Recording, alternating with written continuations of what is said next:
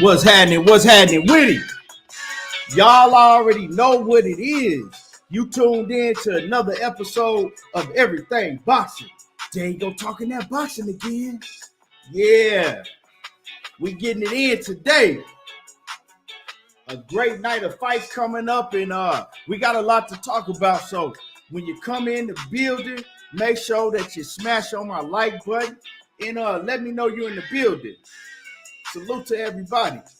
My man, boxing matchups with Dwayne Freeman off in the building. What's happening with it, Dwayne? Shavard Hall off in the building. James off in the building. My man, Seattle Boxing Talk in the building. And there you go. My brother G5 Gabe is off in the building. Mike Rhyme off in the building. What it do? Yeah, let's get it popping. A lot going on. And we gonna cover everything. We're gonna get into it today. For sure.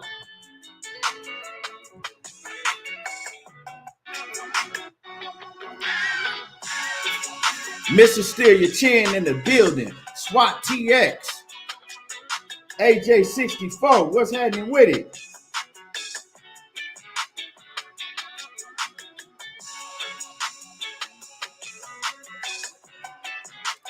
Yeah. And like I said, as y'all come in the building, hit my like button. Let me know that you in the building in the comment section. We got a lot to talk about today. A lot of things to cover.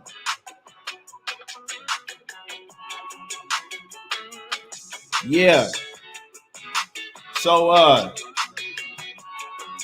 hold on. Let me get some more people in the building, and I'll get the show started. Colonel Loco, what's happening with it? And I'm gonna open the panel up too, so we can talk about these fights that's going on this weekend. You know, I'm gonna open up the panel. If anybody want to jump on the panel and let's talk about, you know, the fights that we got going on this weekend. We got some solid fights this weekend. Some real solid fights this weekend. SWAT TX says, who Kambosos will fight? Well, this is my thing, right? I hear a lot of people saying Devin Haney. And of course, Devin Haney, he deserved a fight. I mean, that's a no-brainer. You know what I'm saying? Devin Haney deserved this fight more than anybody do. But I don't think Devin Haney gonna get the fight. I really don't. They don't want to fight Devin Haney. I mean, you can tell that by the way they've been moving, they don't want to fight Devin Haney. And I know a lot of people think that Devin Haney is gonna get the fight now.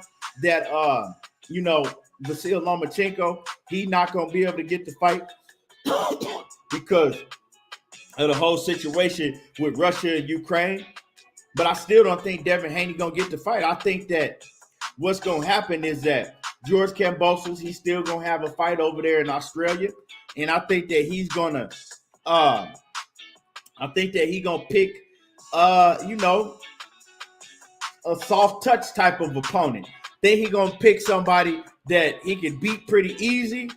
And then I think that he gonna go fight Ryan Garcia if Ryan Garcia can get past Emmanuel Tegu on April the 9th. I think that's what they setting up to do.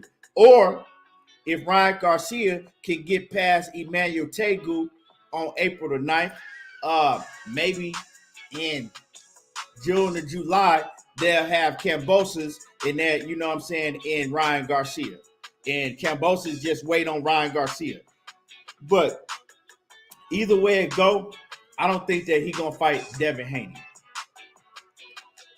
They don't want to fight. First of all, you got Devin Haney got everything against him.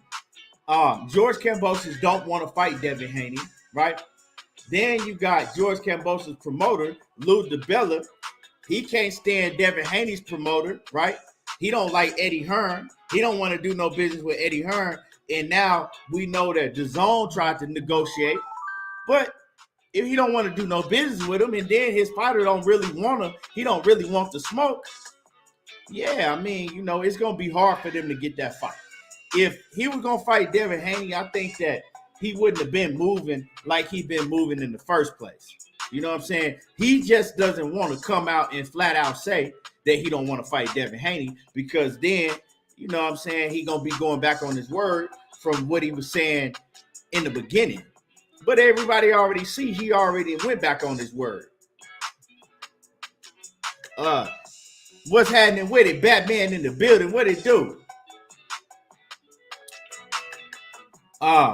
Yeah, so that's just how I feel about the situation. But you know, if Haney do get the fight, man, I hope he do get the fight. You feel me? I hope he do get the fight. It's gonna be a hell of a fight. It's gonna be a hell of a fight. And if Haney do get the fight, it's not, you can't just chalk that up as a win for Haney, because he got a lot of things going against him if he got to get that fight over there in Australia. Seattle Boxing Talk, what's happening with it? He says, I don't get how people don't want to be undisputed. Laugh out loud. It's a clear duck move. Yeah, we know it's a duck move. But another thing, right, is I was hearing something about George Kambosos and his team. They want a rematch, win, lose, or draw in Australia. And if I'm Haney, bro, I'm not fucking bound down and giving you no rematch in Australia if I win. So they basically are doing all type of things to, you know, make excuses not to have the fight. Well, we you know what I'm saying, Haney didn't want to accept the offer. Who gonna want to accept the offer like that? Nah, so we're not doing that. Juwan Ramos, what's going down? What's happening with it? Yeah, so you know, we can see what's going down with it. We can see. DP Rocker, what's happening with it? Stan 92, what's happening with it? And there you go. That my man, Flawless Mentality and BE, hosted by Dr. Mark Stearns in the building. Yeah, and there you go. Knockout Boxing 86 TV. Knockout, great show last night. I did go back and catch the show. You know what I'm saying? I did go back and was able to catch your show this morning, to be exact. You had a great show last night, and I'm going to talk about a lot of the same things you was talking about last night on your show. I want to, you know, talk about these fights that we have in this weekend. And so I'm going to open the panel up, and whoever want to jump on the panel, you know, when I do open it up, you're free to jump on the panel and we can cook on these fights. There you go. Money Brown TV in the building. My brother, what's happening with it? Yeah. Money, we was looking for you yesterday, man. It was a Canelo Cook session in here yesterday, man. We was looking for your money. We was looking for your money. Money was peeking in the bush. He was hiding in the bushes, peeking in. Every time, you know what I'm saying, I get to cooking on. If I'm taking up for Canelo, ain't nobody asking me where money yet. If I get to cooking Canelo, everybody want to know where money at. Where money at? Money ain't in here today. But yeah. Knockout Boxing 86, he said, I'll hop on for sure. Yeah, for sure. For sure. Yeah. Hey, motherfucker, goddamn, everybody got Money Brown is the goddamn Canelo, like the ambassador for fucking Canelo Alvarez. Canelo Alvarez ambassador. Every time somebody start cooking on motherfucker, Canelo, motherfuckers, where Money Brown? Where money at? It don't matter who channel you on. People want to know where money at. Hey, Money said, niggas know I bring that pressure. Yeah, man. I tell you one thing, motherfucking Money can argue with the goddamn devil.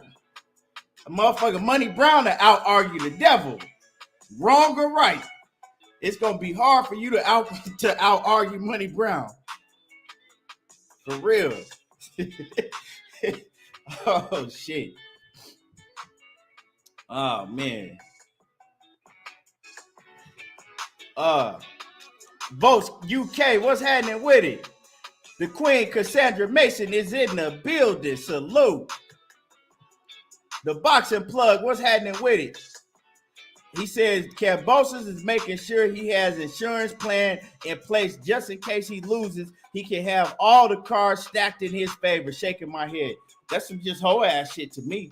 How you gonna say I get to pick my hometown again if I lose. Bro, if you lose, you don't get to pick shit.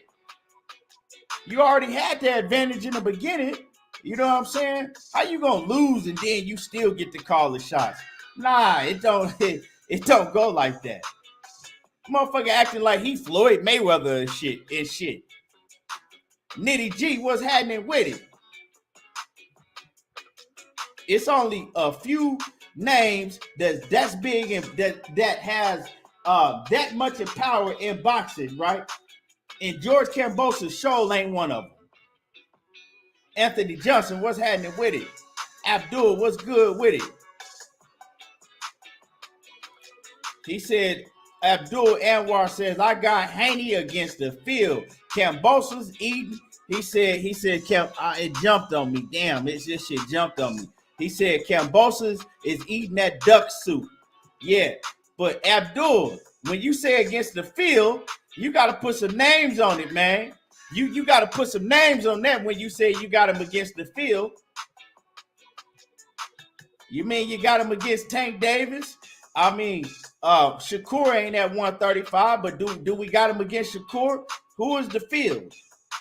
Jay Lee says, support the grind, respect the good content here. Man, I appreciate you, Jay Lee, and I appreciate you for the support. You know what I'm saying? Without y'all, it wouldn't be no me doing this thing right here. So I always appreciate all the support. Anthony Johnson, let me get that up for you right now, man. Hold on. Let me get that up for you. Hold on, man. There we go. Yes, sir. And salute to Anthony Johnson. We got Tupac 13 in the building. Salute.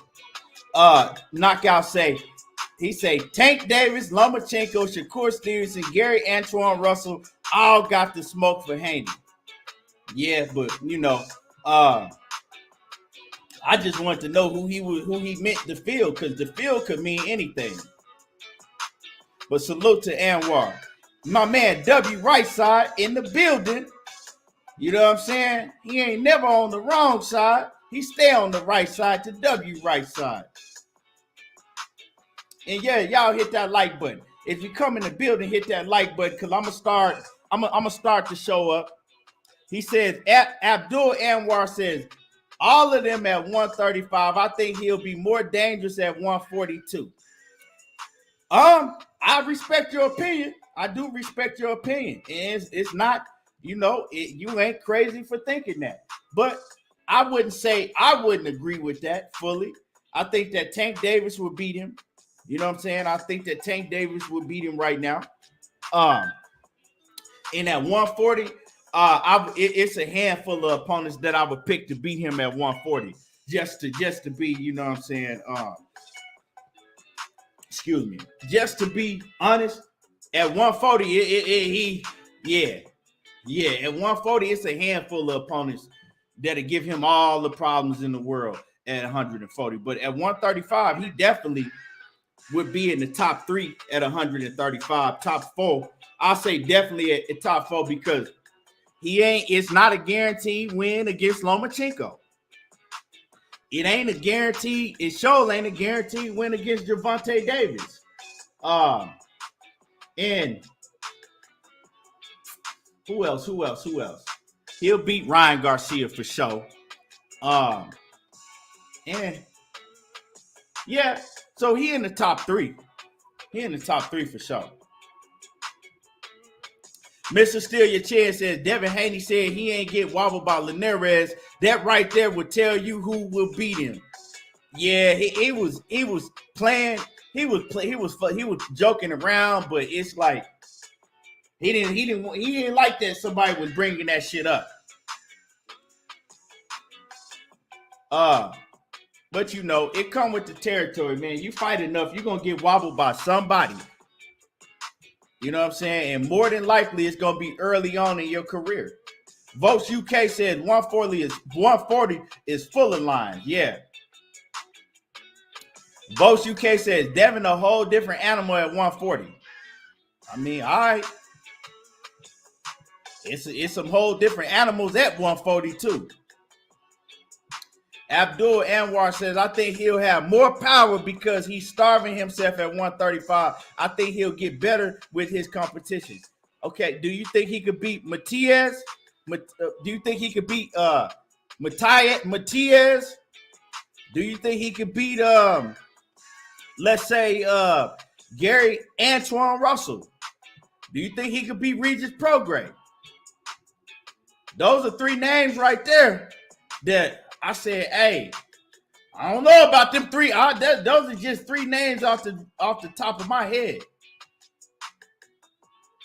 You know. Now, I'm gonna tell you right here. He not fucking with Gary Antoine Russell. That's a no. That's a big no. Matias, that's gonna be a hard ass fight for him. My man, Regis Prograis. I pick Regis Prograis. So, you know, but he definitely is a great talent. He definitely is a great talent. You know what I'm saying? And he's gonna continue to get better. But I'm saying right now, if he made that move right now, those fighters I would pick over him. But he definitely getting better and better. You know what I'm saying? He's only what, 23, 24? So imagine when Devin Haney is Gervonta Tank Davis's age. I'm pretty sure when he gets Tank Davis's age, I'll be willing to pick all of them. I pick him over everybody, but not Gary Antoine Russell, because Gary Antoine Russell, he run, you know what I'm saying? They about close to the same age. He ain't fucking with Gary Antoine Russell now or 3 years from now. But that's just my opinion, you know. Knockout Boxing 86, what's happening with it? He says, y'all need to give up on Devin getting power. Also, he is really a dog like, he said, is he really a dog like that? Seems like he try to be elusive because he don't like getting hit. I mean, I say he got dog in him. I say he got dog, but you know, I mean, because what's his name is kind of a doggish type of fighter. Jojo Diaz is a doggish type of fighter. But like I said, we'll see. You know what I'm saying? We'll see. Knockout said, shit, if he get in there with Jose Ramirez, yeah, that's another one. That's what I'm saying. Jose Ramirez, bro, it's some smoke up there. It's some smoke up there, bro. And then I would love to see him against Teofimo Lopez at 140. Don't sleep on Teofimo Lopez can fight. Just because he went out there and fought like a damn idiot against fucking George Kambosos, Teofimo Lopez can fight. Don't get it twisted, y'all. I know we be clowning and shit, you know what I'm saying? I like to clown, but at the end of the day, the motherfucker can fight. Money Brown he says Gary Antoine Russell will fuck Devin up. Yeah, man, that wouldn't be a good fight for him. That's just that wouldn't be good. Hold on, let me read this comment. Dank Father says Devin cleaning 140 up like he said Devin cleaning 140 for up like Coach say I got him versus. I think that he was a typo, but he's saying that he think just like Coach said, he said, well, Coach didn't say that for 140 pounds. Coach said that for 135. But Dank Father said he got Devin over everybody at 140. Hey, I hope you wouldn't bet no money on that. Like I said, I hope you wouldn't put no money on that, bruh.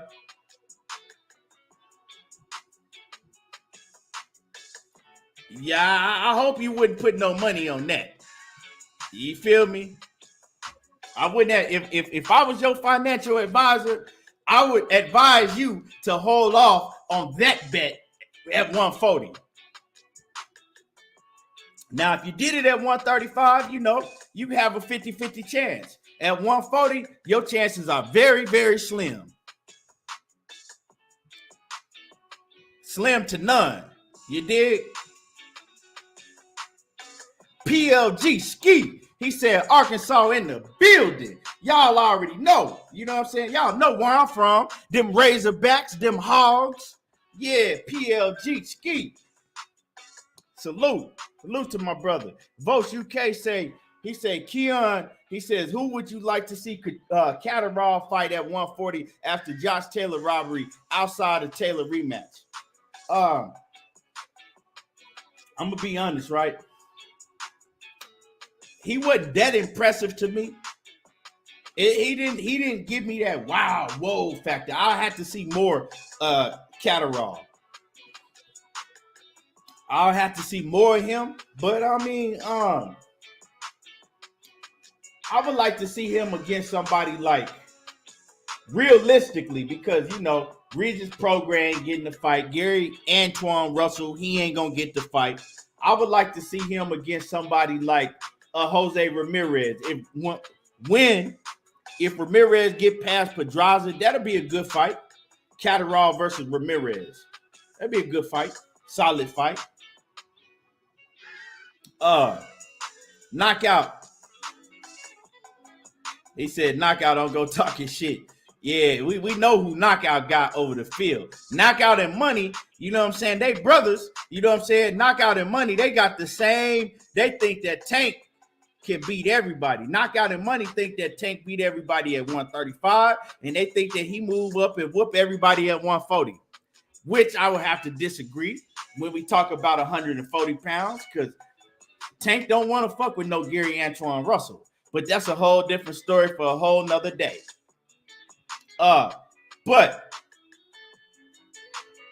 Abdul Anwar says Devin will beat the shit out of Ramirez. He runs into too many traps, and has very poor Robert Garcia school footwork. Yeah, you tripping. He ain't gonna, you know what I'm saying? When you say beat the fuck out of Ramirez, yeah, you tripping. Now, if you say that you pick Devin to beat Ramirez to edge it out, well, I wouldn't have no problem with that. But when you put the beat the fuck out of him, nah, that ain't happening. You know what I'm saying? And that ain't happening, bro. Like I said, it's a good fight. You could say it could go either way, but he not beating the fuck out of Ramirez. He don't have enough power to beat the fuck out of Ramirez. He says, man, y'all acting like, but he don't, Kano Loco. He don't. Pedraza gonna get his ass whipped tonight, Kano. And if you want to, you know what I'm saying, we could, you know, hey, we could make any type of bet on it you want to. We could bet money, we could bet push-ups, we could bet whatever. He ain't. Ramirez gonna beat the shit out of Pedraza. I know Pedraza, he gonna make it a good fight. You know what I'm saying? He gonna make it a good fight. I ain't gonna just act like Pedraza's some trash, but you know, he ain't good enough to beat Ramirez unless Ramirez ain't the same fighter. Now, if Ramirez come in there and he not the same fighter after getting beat by Josh Taylor and his mental ain't there, then you know, you might see an upset. But other than that, I wouldn't. Nah, I don't think so. But we gonna talk about it. Like Kano, I'm gonna open the panel in a little bit, and we gonna talk about that. We gonna talk about all the fights, Kano. Flawless mentality and BE. He say all fast God. He says T.O. is just a fucking idiot. Oh, he talking to somebody else. He says I got a stack at 140 against Haney, and I really like Devin. Let's get it, bro. Cheese All Out Fitness, what's happening with it? Kano Loco Sports says Ramirez is slower fighter. Pedraza can outbox him. Well, you know what the good thing is, Kano Loco? Is we ain't got to wait too long to see that, right? That's the good thing about it, Kano Loco. We don't have to wait too long.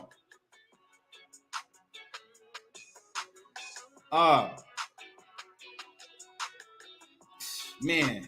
But yo. So let me get into some of the news real quick, right? I want to talk about, right? So, and I'm gonna read this article to y'all. So, Guillermo Rigondeaux, right? I'm gonna just read the article. It says boxer Guillermo Rigondeaux suffered serious eye injury in a freaking cooking accident, right? So Guillermo Rigondeaux, right, he done suffered a real bad eye injury, and it says according to news, Rigondeaux was cooking in his Miami home last week when the contents of a pressure cooker blew up in his face.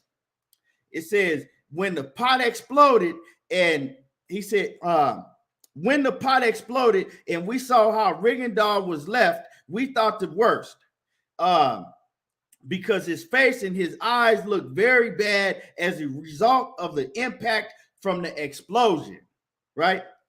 Bernot says, I think that's, I don't know if that's his manager or whatever. It says Rigondeaux, who just fought on February 26th in Dubai, has lost a significant portion of his vision due to the accident. Though he said he's hopeful tests will show Rigondeaux can recover soon. If the test reveal the damage is significant, it says Bernot said that 41-year-old fighter could require a lengthy surgery and recovery process to fix the issues. Then it just went on to say that Rigondeaux has lost his last 2 fights. So yeah, I guess he was cooking with the pressure cooker, and he opened the pressure cooker. And everybody knows if you don't open no pressure cooker like that until you got all of the pressure out of the pressure cooker, right? And it exploded in his face. And from a result of that, he's like 80% blind. So he can't really see shit. You know what I'm saying? But they hoping that he could recover from it. But he might need a serious surgery. And they don't know if he ever gonna fully recover from it. And that's fucked up, man. But yeah, I don't know what he was doing. You know what I'm saying? Like I said, it sounds like to me that he tried to open the top on the pressure cooker before the pressure was out. And that's what you don't do. But I know, I don't know how it exploded, because I got a pressure cooker I use all the time and it locks.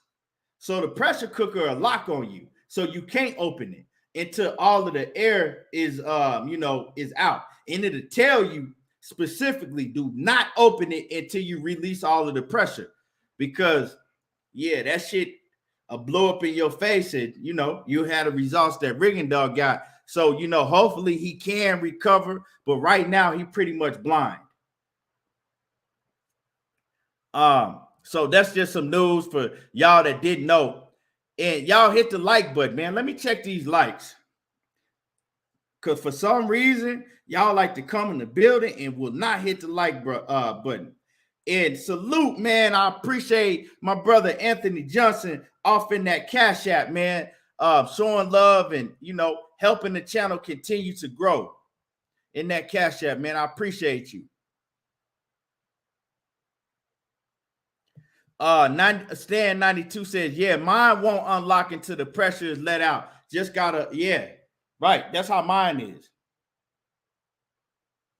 is. Opulent LD says he was probably multitasking. He wasn't paying attention. Yeah, it was something. It was something he was doing, or because if the pressure cooker just had a malfunction and he didn't try to open it and it just exploded, well, to me, that shit sounds like a lawsuit. Real talk. That's a big lawsuit right there. But it didn't really go in details on how it happened. You feel me? Now, another story that's been going around that a lot of people been talking about, Kane Velazquez. Now, Kane Velazquez was a problem. Former UFC champion. If y'all remember, Kane Velazquez, he beat pretty much everybody in the heavyweight division at one point. Remember, he beat the shit out of Brock Lesnar, stopped him. Kane Velazquez was a problem.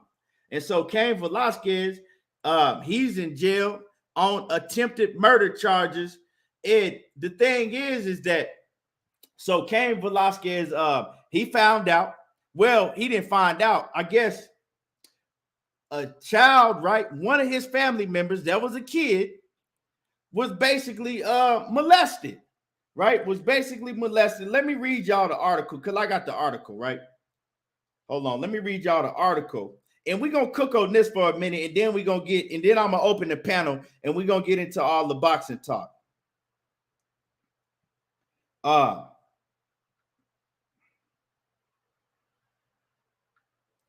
Let me see. Hold on. We're going to get into all the boxing talk.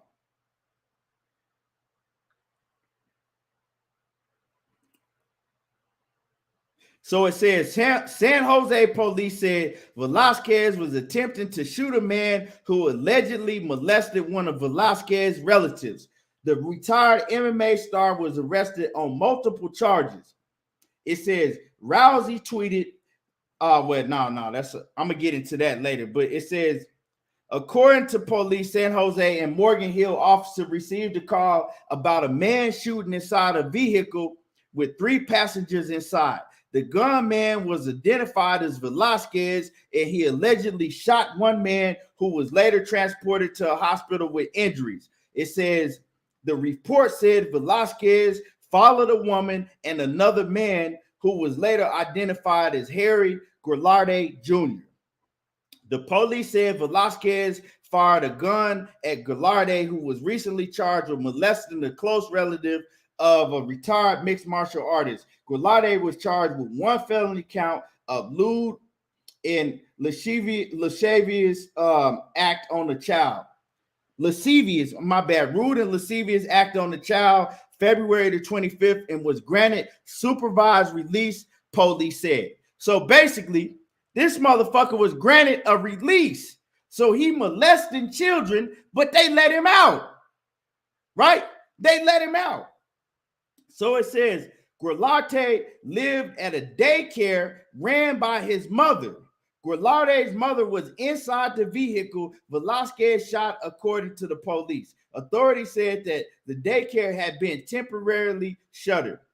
After Velazquez arrested, Morgan Hill police recovered a .40 caliber semi-automatic handgun in the suspect's vehicle with 9 bullets, a 10-round magazine, a police report said. And it also says that there was another magazine in the console of the car with 3 bullets, and 2 .40 caliber casings were found in the passenger seat. So basically, y'all hear this shit. So his mother, this dude's mother, was running an in-home daycare with little kids running around. And this motherfucker in there touching and doing shit to the little kids in the in-home daycare that his mom runs, right? And this is the reason why, as a parent, you gotta, I'm terrified to have my kids go to some shit like that. Real talk. Because you don't never know. You never know. You know what I'm saying? You just never know. And especially when you have, kids that's like 1, 2, they too small to tell you what's going on. You feel me? And so, yeah, Kane Velazquez should have made sure that he killed the motherfucker. He was trying to. So basically now he's in jail on attempted murder charges for doing what he should be doing. The police didn't want to fucking take action. They let him out. Right? He's fighting the case or whatever, but they let him out while he's fighting this case. You don't let no motherfucking child molester out. And so more to this story is that Ronda Rousey, I know everybody know who Ronda Rousey is. She's a WWF superstar, a WWE superstar.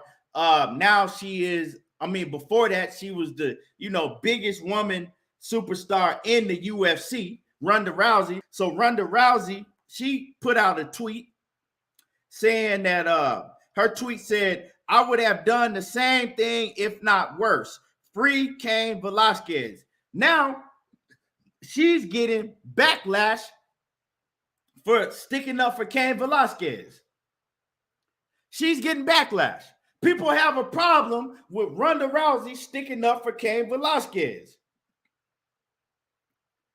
So they basically, they're defending a fucking child molester, and they have a problem with her saying free Kane Velazquez. This is what this world has come to, y'all. Real talk. This is what this world has come to. It's crazy. This shit is just ridiculous. And yeah, free Kane Velazquez. They should have some type of something right in the judicial system to where if you do something like that to somebody that's done something to a child or somebody that's underage in your family, they should have lenience on you, right? Because you see how child molesters get treated in fucking prison. You know what I'm saying? They get treated like fucking, they get special treatment. They get special treatment. They protect them in the prison system. You can molest somebody and get out, you know what I'm saying, in no time. This shit is crazy, y'all. Oh, he had mental health issues. You know, we're just gonna let him see a doctor. It's not his fault. Some bullshit. Knockout Boxing 86 TV says, that's why my wife always stayed at home while I get the money for the household. I don't trust anyone with my kids other than me, my wife, and their grandmother. Yeah, bro. Real talk, man. Shit crazy.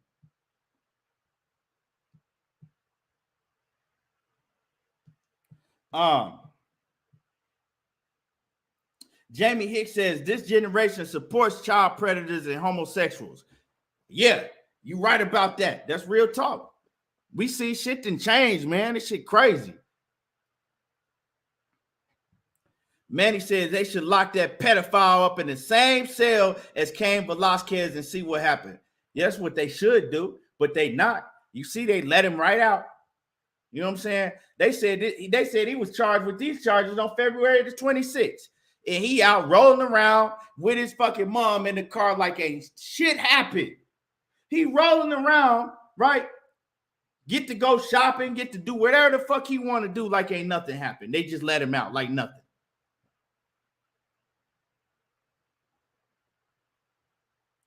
Malcolm Rose says in Texas, we got a crime of passion law. He says crime of passion law. That he said they can get it sentenced and reduced. Yeah, man, it's crazy. It's crazy. And y'all hit my like button. Y'all smash the like button. Knockout say Kane should get off. There was he says there was a guy named Gary Plouch who killed the dude that kidnapped and raped his son back in 1984, and he did serve a day in jail. But yeah, what's the key word, Knockout? What's the key word you just said, Knockout? The key word or the key year, whatever is 1984, right? Shit has changed now. It's okay to do shit like that now. You can just say, oh, he wasn't right in the head. He had mental issues. You feel me?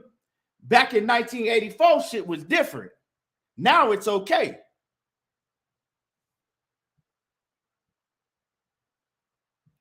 But I'm gonna start dropping these links. I'm gonna drop the links now, and we're gonna get to cooking on some boxing, man. We're gonna get to cooking on some boxing. We drop these links, and we're gonna talk about these fights coming up. But before I talk about these fights, I'm gonna touch on Jermall Charlo real quick. Jermall Charlo real quick, and then we're gonna talk about these fights. And Anthony Johnson back in that Cash App once again. Man, I appreciate you. He says he's sticking to the air fryer. He said he ain't fucking with no pressure cooker. He's sticking to the air fryer. Man, I had an air fryer, but I sold it, man. The taste I need to get another one though. Maybe it was just the one I had just wouldn't. I don't know. That shit wasn't doing the job for me. What said TV? What's happening with a salute? He said, here's something people may not know. He said there's a legislation on the floor where they're trying to pass a bill that makes pedophilia, and I think he didn't get the rest in there. But yeah, y'all hit my like button. Y'all smash the like button, and we're gonna get into it. Let me pin this link for anybody that want to hop on the panel and talk about these fights and stuff. Hold on.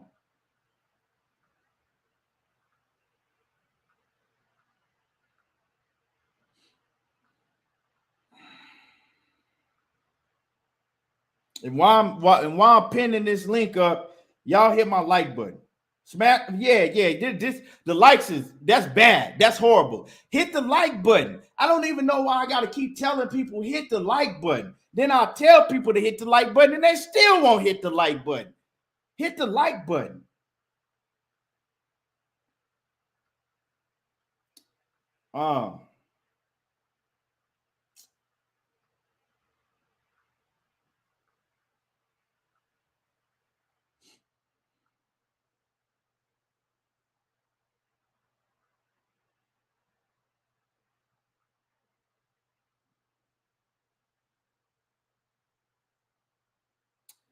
What said TV said? Oh yeah, I read that one already. He says, okay. He said they're trying to pass a bill that makes pedophilia and can't. He says, and he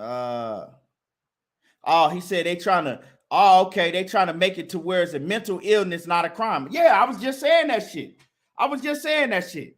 Right? They can do so. They can touch on little kids, rape, molest kids, and then say, "Oh, they just had mental illness." Yeah, all right. I guarantee you, motherfucking touch mine for real. They just gonna have to come get me and put me in prison for the rest of my life, cause that ain't sliding. You know what I'm saying? That's not sliding. I'm gonna make sure I kill you. What's happening with it, Batman? Yeah, what's up, Keith? Man, they trying to make it in that because now, man, them niggas need to die. That's crazy, niggas. Like I said, when somebody touch mine, they gonna die. You know what I'm saying? That's it. That's all. My haircut, man. Yeah, man, for real. What's good with it though, Batman? Knockout. What's up? Ain't nothing cool, man. Yes, sir. Yes, sir.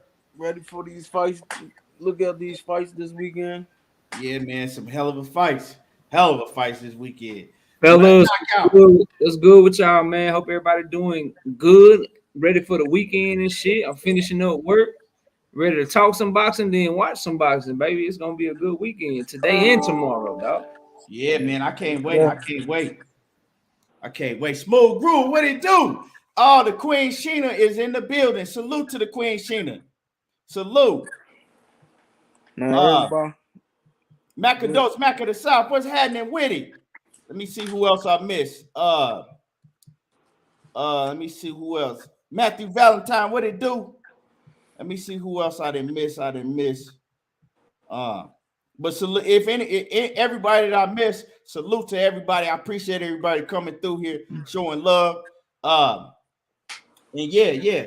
So before we get into the the fights tonight, one thing that was on my mind, right? And I was just like, damn, what's gonna go on with Jermall Charlo right now? You feel what I'm saying? Like, what's going on with Jermall Charlo right now? He fell out of the Canelo sweepstakes. We know that in 2022, probably ever, you know what I'm saying? But we know in 2022, he ain't fighting Canelo. What's next? Because when was the last time Jermall Charlo fought? When did he fight last? Summer last year, so like June. It's been almost a year. It's coming up on like 9 or 10 months, bro. Let me see. Let me pull up Jermall Charlo real quick and see when his last fight was. But they talking about him and Caleb Plant. Jermall Charlo fought June. Yeah, Juneteenth. Yeah, that was the Juneteenth card when they had him and they had we know what that card was. I don't even want to get into that. But he fought on Juneteenth. So yeah, that was his last fight. We coming up on a damn near a year again, waiting around on Canelo. So now, who is his next opponent? They talking about Caleb Plant. I did hear when you just said that right now. And salute to Coach. What it do, Coach? What's up, brothers? Man. What's up, Coach? So they talking about Caleb Plant, but Caleb Plant, he says, yeah, let's make it happen. at the end of the year. The end of the year, bro. Like, when you want to go, and I got on Caleb Plant for that bullshit. Like, why is you talking about the end of the year? Like, you want to go fight another motherfucking figgin' butts in between or something? Like, well, what is we doing, Caleb Plant? And you know you my guy, but why are you talking about the end of the year? You should have been like, let's make it happen next. I'm free. If you don't get the Canelo fight, you gonna be free. Let's make it happen. Why we gotta wait to the end of the year? But that is a whole nother conversation, right? That's a whole nother conversation. Right now, if he don't fight Caleb Plant next, because like I said, Caleb talking about the end of the year. If he don't fight Caleb Plant next, what's next for Jermall Charlo? Because he had all his he didn't have more tune-up opponents than motherfucking anybody need in their whole career, right? So he gotta come fight somebody. He gotta come with it his next fight.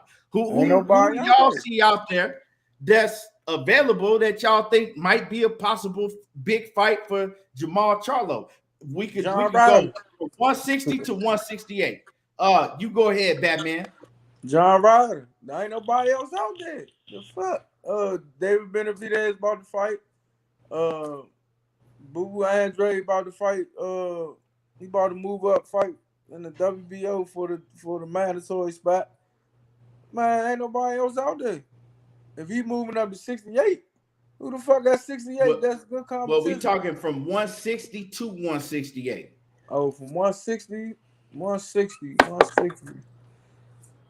Man, who at 160? Man, look, bro, it's a lot of people at 160, but so let's just get realistic, right? Triple G and Murata, they off the board. Andrade about to fight Zach Parker at 168. Jaime Munguia don't want no smoke. So the only realistic fight for him at 160 right now is Carlos Adames, who just beat Devenchenko, who is a PBC fighter and is currently number 2 in the WBC. It's the only fight for him at 160. What about Laura? What about Laura? What about Laura? Yeah, Laura would be a good fight at 160. He'd be a good fight at 160. You know, it'd be like a minor unification between the WBC champion and the regular WBA champion. So there's two names at 160. There'll be pretty good fights, but is that really gonna move the needle? Because if he fight Carlos Adames, people gonna be like, I think Laura would move the needle, not Carlos Adames. I think because you could make a big fight with Laura because they got the backstory to they had the same trainer. Laura, we know that a lot of people were saying that Laura was beating the shit out of him and you know, sparring for years, beating him up. So they could make a story out of that. They could make a big fight out of that, and he could prove he could prove to people, hey, those were lies. Yeah, but if you had once like staying at 160, bro, like there's no big fights for him. Like Laura's a good fight. I ain't saying it's not, but fighting Laura, like it'd be good. Like it's a good fight to us diehard fans, but like I think it's time for him to move up. He's been at 160 pounds for damn near 5 years, bro. So the only fight at 168 right now, I wouldn't mind him going to acclimate himself to the weight because Benavidez is tied up right now. Plant talking about the end of the year shit. Go up there, beat the shit out of Anthony Durrell or somebody like that to keep yourself active, and then you try to get you a big fight in at the end of the year. Or if you want to go straight to the smoke, last I checked, David Morrell, he's a PBC fighter. He ain't got nobody. They're not gonna put him in there with David Morrell because first of all, he's too young, and then they got the same trainer. So then it got to be Durrell. That's the only realistic fight that he got. Like, who else? No, you got Ronald Ellis too. Ronald Ellis would be a pretty good fight. Somebody like that. Ronald Ellis, though, he ain't ranked though. You know what I'm saying? I'm looking at ranked fighters that's up there that you can put yourself in position to get a title. Like Ronald Ellis, he ain't ranked in the top 15 and no sanctioning body. Yeah, Durrell is number 6 in the WBC. And so he's trying to come up the rankings and shit. Jawan, you burnt out for that shit. Hey, Jawan burnt the fuck out for that comment. Talking about some Herd. Nah, Herd coming off a loss. He ain't gonna get no it would make for a hell of a storyline, though. You know what I'm saying? It would make for a hell of a storyline, but yeah, man, Jermall Charlo would beat the dog shit out of Herd. Yeah, but my vote, and then I pass it. I like to see him beat the Red right now at 160. I don't want to see him at 160. He been there too long. He ain't gonna unify. The WBA and IBF gonna be tied up forever. Because if Triple G beat Murata, he going to fight Canelo. So you can't unify there. Andrade done already made the move up to 168. So he's not going to unify the WBO. Yeah, Anthony. It's time to move up to 168, bro. And that's really all I got. I mean, Zenith 360. Let me get this super chat in real quick. And then we're gonna go to Coach. My man Zenith 360, he say it's too late to find a decent 168 pounder. He says Laura is the best option. He said they both last fight in the summer.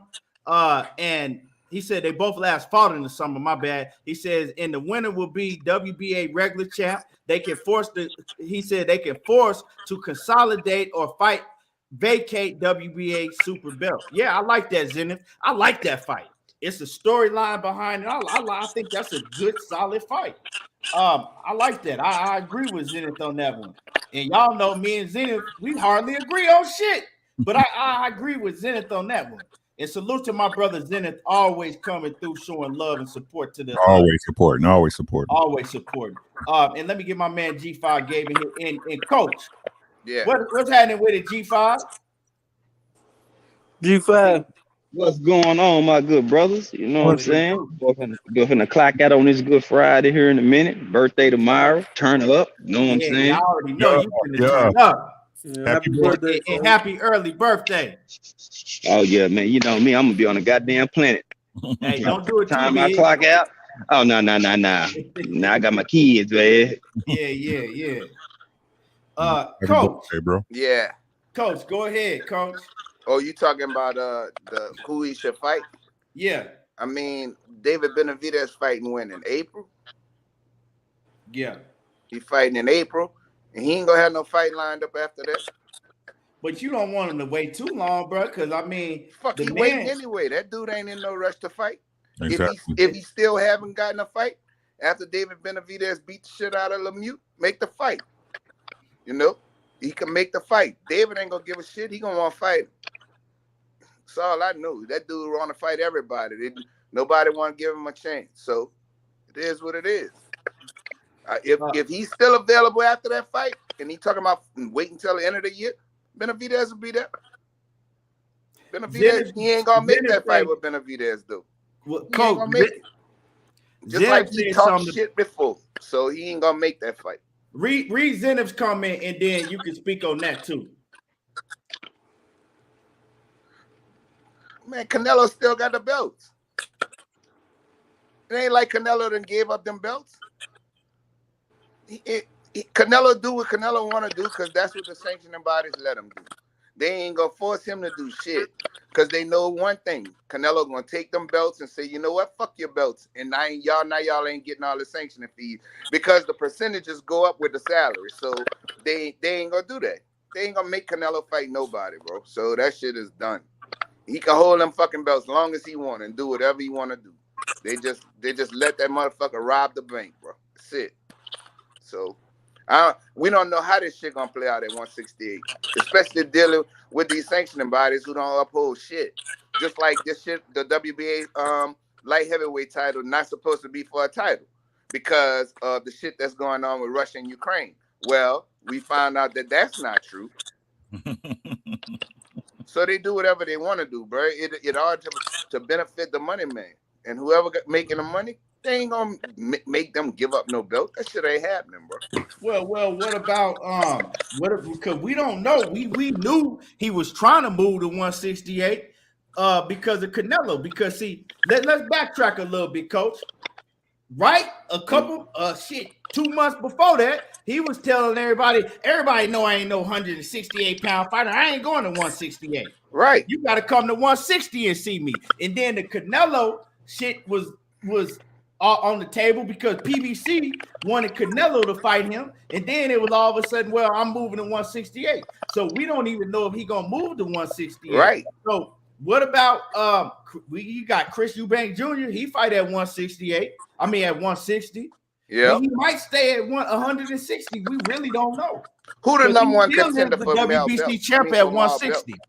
Huh? Man, Jaime Munguio ducking sorry. He ain't gonna fight. He ain't fighting Jermall. Right, That's what just I'm these saying, motherfuckers bro. all pussy. Charlo pussy too. He pussy too. He pussy too. Cause he could have been made that. That's the same side of the street, same everything. You run your mouth, and then when that man say, "Okay, bitch, let's fight," what you do? Oh, I'm 160, but Canelo call you pussy ass, and there you go. You jump for that. See what I'm saying? So now the shit is, I hardly agree with Canelo on a lot of shit, but I do agree with this. Canelo said they need to fight each other. I totally agree with that shit. That's what David Benavidez is trying to do. He's trying to fight anybody and everybody because just like his daddy said, we're gonna make our own way. Because if he don't want to fight us, then fine. We're gonna just do what we gotta do. Because that's the kind of fighters I like. I like the ones that's, if you say less, they say go. That's it. You know, that's and he that type of fighter. So now he gone, and then Boo Boo, I'm gonna make this prediction before it happens. I think Boo Boo Andre gonna back out the fight. Watch. Y'all watch what I'm telling you. KQKC Boxing Network in the building. What's happening with it, OG? Y'all make sure that y'all go sub to KQKC Boxing Network. As soon as this fight, huh? Wow. As soon as this fight, huh? As soon as this fight start to get made, Boo Boo gonna pull out the fight. Watch. You think Boo Boo gonna back out both fights? Again, no, he gonna take this first fight. We don't hold on before we start. This show ain't about Canelo Alvarez because I don't want to be in here talking about Canelo Alvarez today. No, we ain't talking about him. Yeah, he done backed out with Jermall Charlo. I just want to make that point. Not today. We don't want to. We ain't talking about that. We ain't talking about that. I'm talking about what's gonna happen. You watch and see what I'm telling you. If Boo Boo get past this guy at 168, I already know David gonna beat the shit out of Lemieux because that fight shouldn't even be happening. But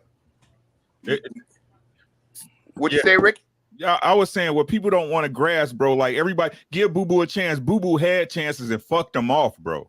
Damn sure did. I don't know why people keep saying no. It's not no other fighter's job to save another fighter, bro. Especially when he already had the opportunity and shitted on it. That's really what's going on with Boo Boo, bro. When he had the fights lined up, he either priced himself out or backed out of fights that was already made, bro. And then now that he want to woof about the shit, now he ain't getting no big numbers. Now he want to cry about it. Nah, man, it's what it is, bro. Back to the Jermall Charlo fight. You know what I'm saying? You can't be like Boo Boo. You fucked yourself, bro. When you had the leverage and you was able to move how you wanted to move, you said fuck it. Now you talking about no, Boo Boo, you fucked yourself. You had your chance. I don't see what people don't see about that, y'all. Everybody try to acknowledge that it's a business first, but then want to play like super fan when it come down to it. The politics play let y'all know which fight's gonna get made. Juan Ramirez, you saying the man need to move his fat ass up or whatever? Only reason he came in at 169 the last time was because they allowed him an extra pound because it wasn't a title fight. Now, and I forgot what else happened, but you can say whatever you want to about the dude. That motherfucker fighting motherfucker, and there's a reason why all these motherfuckers is avoiding. Okay, so, Coach.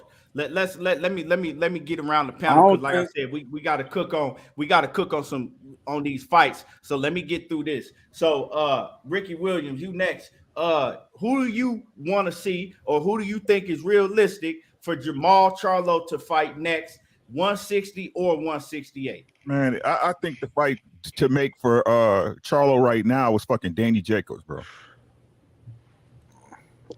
I think that's a fight that would for him to make, bro. He's not getting. If we being honest for you, like I get on everybody else. I got to get on Charlo ad too, bro. He's sitting there. He just sitting in the chair, bro. He not actively pursuing nobody. Nope. He not actively pursuing nobody, bro. I'm sick of this fighter shit talking about. Oh, I just fight who in front of me, bro. No, everybody trying to get paid, bro. Do something. I say the Danny Jacobs fight because they got history with it, right? And we gonna see it. We gonna watch it just to see how it go out. But the truth is, man, fucking Charlo waiting on Canelo, man. You can't wait on Canelo, bro. You gotta move around. right? Who else? He not gonna fight David Benavidez. We know that shit ain't happening, right? So I would say Daniel Jacobs or fucking Caleb Plant. Those are the two fights that make sense for me. Yeah.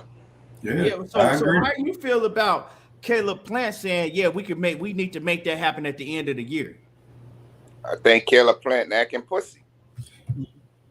Caleb Plant. Shit, I pick Caleb Plant in that fight. Let Ricky go, and then I'm gonna move it around. That just lets you know Caleb Plant sitting on that check. He's sitting on that Canelo check.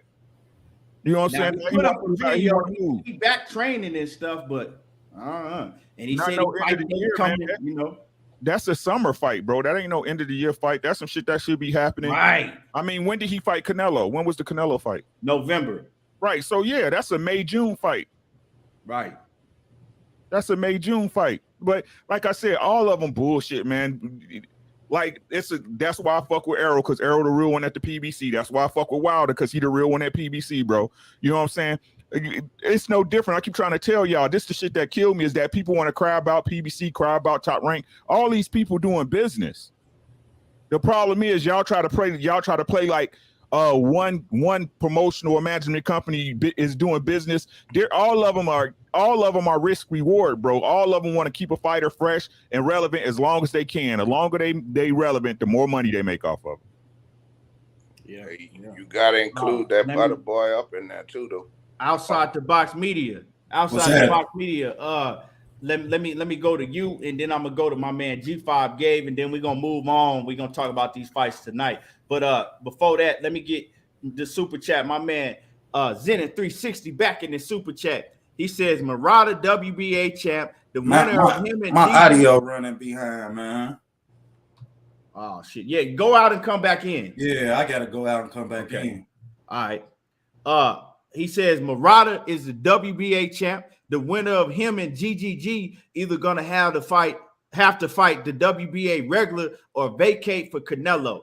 Andrade still has his 160-pound belt in his last fight with DAZN. If y'all see the play, go with Lara. I like Lara, man. Like I said, I agree with you with the Lara, bro. I agree with that.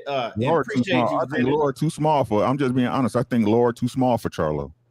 I think that's a hell of a fight. I think Lara too small for Charlo. I think it's a hell of a fight.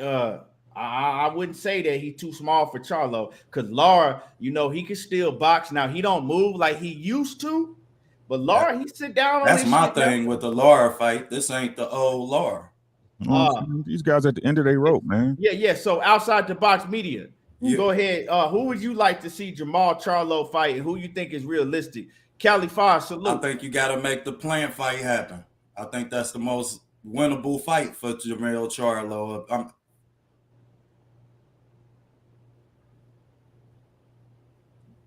Yo, you still there? That's just the most realistic fight for him to win up there. I don't think he beat Benavidez. I don't think he beat nobody else at 168. I told you, I don't think he got no better anyway. Okay. So, why you think that Caleb Plant talking about the end of the year then? Because Caleb Plant always need a lot of time for his fights. If you remember the Canelo fight, he needed time for that. Well, yeah, because I think Canelo was trying to get him to take the fight on 5 weeks notice. Yeah, Canelo was trying to run him into a 5 week. And if you remember before that, how long was it before he fought used to get G, however you say his name? Uskataki. Uskatagi. Yeah, Uskatagi. But it was a while before he fought that fight.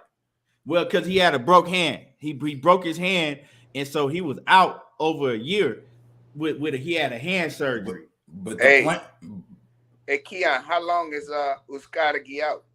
Or how long did they suspend him for? I don't know. Because that's a good fight for Charlo right there. At 168. Nah, because what are you gonna prove beating somebody that just came off a suspension for PEDs? Because then they gonna say we don't need Uskatagi. He ain't looked good since Caleb Plant beat his ass. I don't think that's not like I need something to where I can say, okay, Charlo has solidified himself, But that's an ex-champion. But that's not going. I don't think if he go out and beat Uskatiki, that's not going. I don't think anybody agree on the panel that ain't gonna wow nobody. Like, man, that was a hell of a win. Fight, bro. He beat Uskatiki. Bro, Nah, Uskatiki ain't look fight, bro. He fought Dennis Hogan, Brandon Adams. Fuck, y'all act like Jermall fucking resume is fucking great. Come on, bro. Uskatiki a fucking good competition for Jermall. Just moving up, bro. Just moving up to 168. That's a good fucking challenge right there. Listen, he need to do what Andrade is doing, which is making Canelo have to make a choice or vacate. You go up to 168, you try to get an interim title shot. The best way to do that, number one in the WBC and number two in the WBC are fighting each other right now. That's David Benavidez and David Lemieux. You drop your belt and you put yourself in position and you quit running around here just chasing Canelo. You chase greatness and you ask to fight the winner in a title eliminator between Benavidez and Lemieux. Otherwise, you just a hoe, bro. Straight up and down. Otherwise, you just a hoe. You'll move up for Canelo, but you won't move up to chase your own greatness and try to be a 3-division champion. Exactly. I'm tired of this shit with these dudes, bro. Like waking up in silk sheets, knockout. I don't give a damn. So is Canelo, but he out here outworking all these motherfuckers. Straight up. Let me get to G5 Gabe. G5, it's on you. Man, I say, shit. If you gonna go up, shit, you got the rail up there. Shit, you can fight. Goddamn, shit. I don't give a fuck. I mean, if you're not gonna put yourself, like I agree with Knockout, if you're not gonna put yourself in title contention, man, stay active. You know what I'm saying? So. You got, like I said, you got the real, you can do Plant. I mean, shit, fuck having Plant wait. Shit, you put that bread and send them that contract. Shit, you got to put up a shit up. The real coming off a knockout too. You know what I'm saying? So shit, I mean, like you want to, if you're not gonna fight a person who got a belt, you need somebody who got a name. You know what I'm saying? Somebody that we actually know. Going up there and fighting, you know what I'm saying, Joe Blow, nigga, you're not gonna get no credit for it. That's the same shit you doing at 160. So if you're not gonna go up and try to get no real smoke, nigga, just leave shit. You know what I'm saying? What the fuck are you doing? Hey, you know I got a question. I don't know if y'all can answer it or not. Why don't Boo Boo make yourself the mandatory for that belt? Either make Canelo drop it or fucking fight on. Because he can't. And you can answer that, G5, but I'm gonna just say real quick. Remember, he had a mandatory at 160, Janabek. So, and G5, you continue. I mean, it ain't too many opponents that you can really fight right now. A lot of people occupied, bro. It is what it is. So you got to put up a shit up. You know what I'm saying? Quit chasing Canelo. You know what I'm saying? You ain't get him at 54. You didn't get him at 60, bro. Leave Canelo the fuck alone. Go do something. There's other work out there to get them in contention to make him see that you working, and then it will entice him to want to come try to fight you. But if he feel like he doing majority of the work and shit, and you just, you know what I'm saying, just going through the motions with your career, you're like, shit, I'm not gonna fight you. But then again, Canelo done fought people that didn't deserve a shot either. So what's the difference? You know what I'm saying? Like you got, you know what I'm saying, what's good for the goose is good for the gander. So if you can fight Yildirim, you can fight Rocky Fielding, why you can't fight Charlo? You know what I'm saying? So some people got to make that shit make sense. But if he want to wait, shit, go fight Benavidez. You know what's a big fight? You know what's a big real fight? Quick. If you really want to hold on real quick. If you really want to get some big money, won't you really show your nuts? It's a winnable fight. Go over to the UK, right? It's a big fight. UK and fight Chris Eubanks in the UK. That's a big money fight for Jermall. Yeah, that's a big fight. And to answer Coach's question, the only way you can come up and become the mandatory is if the person who's already the mandatory hasn't filed their paperwork yet. So, for instance, when Terrence Crawford was able to move up, whoever was supposed to be Jeff Horn's mandatory, they hadn't filed their paperwork yet. So, if you're the champion, you can move right up. And you can go ahead and challenge directly for the title. Zach Parker, who already is the number one contender for Canelo Alvarez's belt in the WBO, he already filed his mandatory paperwork. So as a result, Demetrius Andrade had to move up, and that's why he's fighting Zach Parker in the interim title. because since he already had his paperwork, I can't challenge immediately the champion, but I can go ahead and make you fight me for an interim title to see who becomes the number one contender for the champion. Okay. So what happens with Janabek? What's going on with him? They got Janabek in the title eliminator. He's supposed to be fight. He was supposed to fight one dude, but that dude pulled out. So they're looking for an opponent. He's going through that Philip Hergovich shit right now. They're looking for an opponent for him to fight for the interim at 160. Okay, well, if he fight for an interim, right? In Jermall Charlo already, he's champion at 170. Well, how come Jermall Charlo don't try to slide in and knock him off? I don't know. Janabek can fight, bro. Yeah, we know why. he can fight. Know. You don't know, but we know. But Charlo moves say Canelo right. I hate to say it. Hey, Janabek ain't no slouch, bro. So G5, what you think about what I just said? Him making a big fight for himself, right? And going to the UK and fighting motherfucking Chris Eubank Jr. And that's huge. Yeah, shit. They already was talking shit to each other. You know what I'm saying? They already had a dialogue with each other. That's that act like before Chris Eubanks made his, across the pond, they was already talking shit about them trying to fight anyway. You know what I'm saying? So go for that, man. Like that's what me and Key was talking about a couple of days ago, bro. It's like if you can't get the fights that you want, bro, bet on yourself and go create your own fucking lane. You know what I'm saying? Make motherfuckers come hop in your lane. Y'all all trying to hop in Canelo lane. That bitch got traffic backed up, nigga, from Texas to Arizona. Is Jermall Charlo rather fight Dennis Hogan, Brandon Adams, And Brandon Adams is a hell of a fighter, but he's just not 100. He is. He just was too small. Yeah, he's just too small because he the motherfucker can. But you heard Brandon was on Barbershop Conversations the other night, and he said that. Charlo was like, oh, man, I hurt my hand. And he said, Brandon Adams said, man, I think I would have beat Charlo. He said, but I came into the fight with a broke hand. He said, but I took the fight. I got some film of Brandon getting his rocks up. Yeah. Brandon was like, Brandon said, I took the fight because he said, I took the fight because, of course, it was a big fight. I wasn't going to turn it down. You know what I'm saying? But he gave Charlo his respect. He said they actually tight now. But he said that would be a fight that he would want to run back. He said that he hurt. I don't remember. I had to go back and watch the fight. But he said that he hurt Charlo to the body one time. He said Charlo like made a gasping noise, like oh. So salute to Brandon Adams. I like Brandon Adams. He can fight. He can fight his ass off. He just was a lot smaller. But I like the Chris Eubank Jr. fight for Jermall. If we're talking about a big fight with somebody that got a name and in the UK, that's huge in the UK. Eubanks is winnable. But yeah, he'll beat the fuck out of Eubanks. You said winnable. Shit, it's more than winnable. I think he'll beat the shit out of Eubanks. Somebody, I think it was Zenith. Zenith said that here he is right here. Zenith 360 in that super chat. He says they ordered Janabek and Munguia fight already. I did a video on that. I forgot about that. And they got Munguia number 1 and Janabek number 2.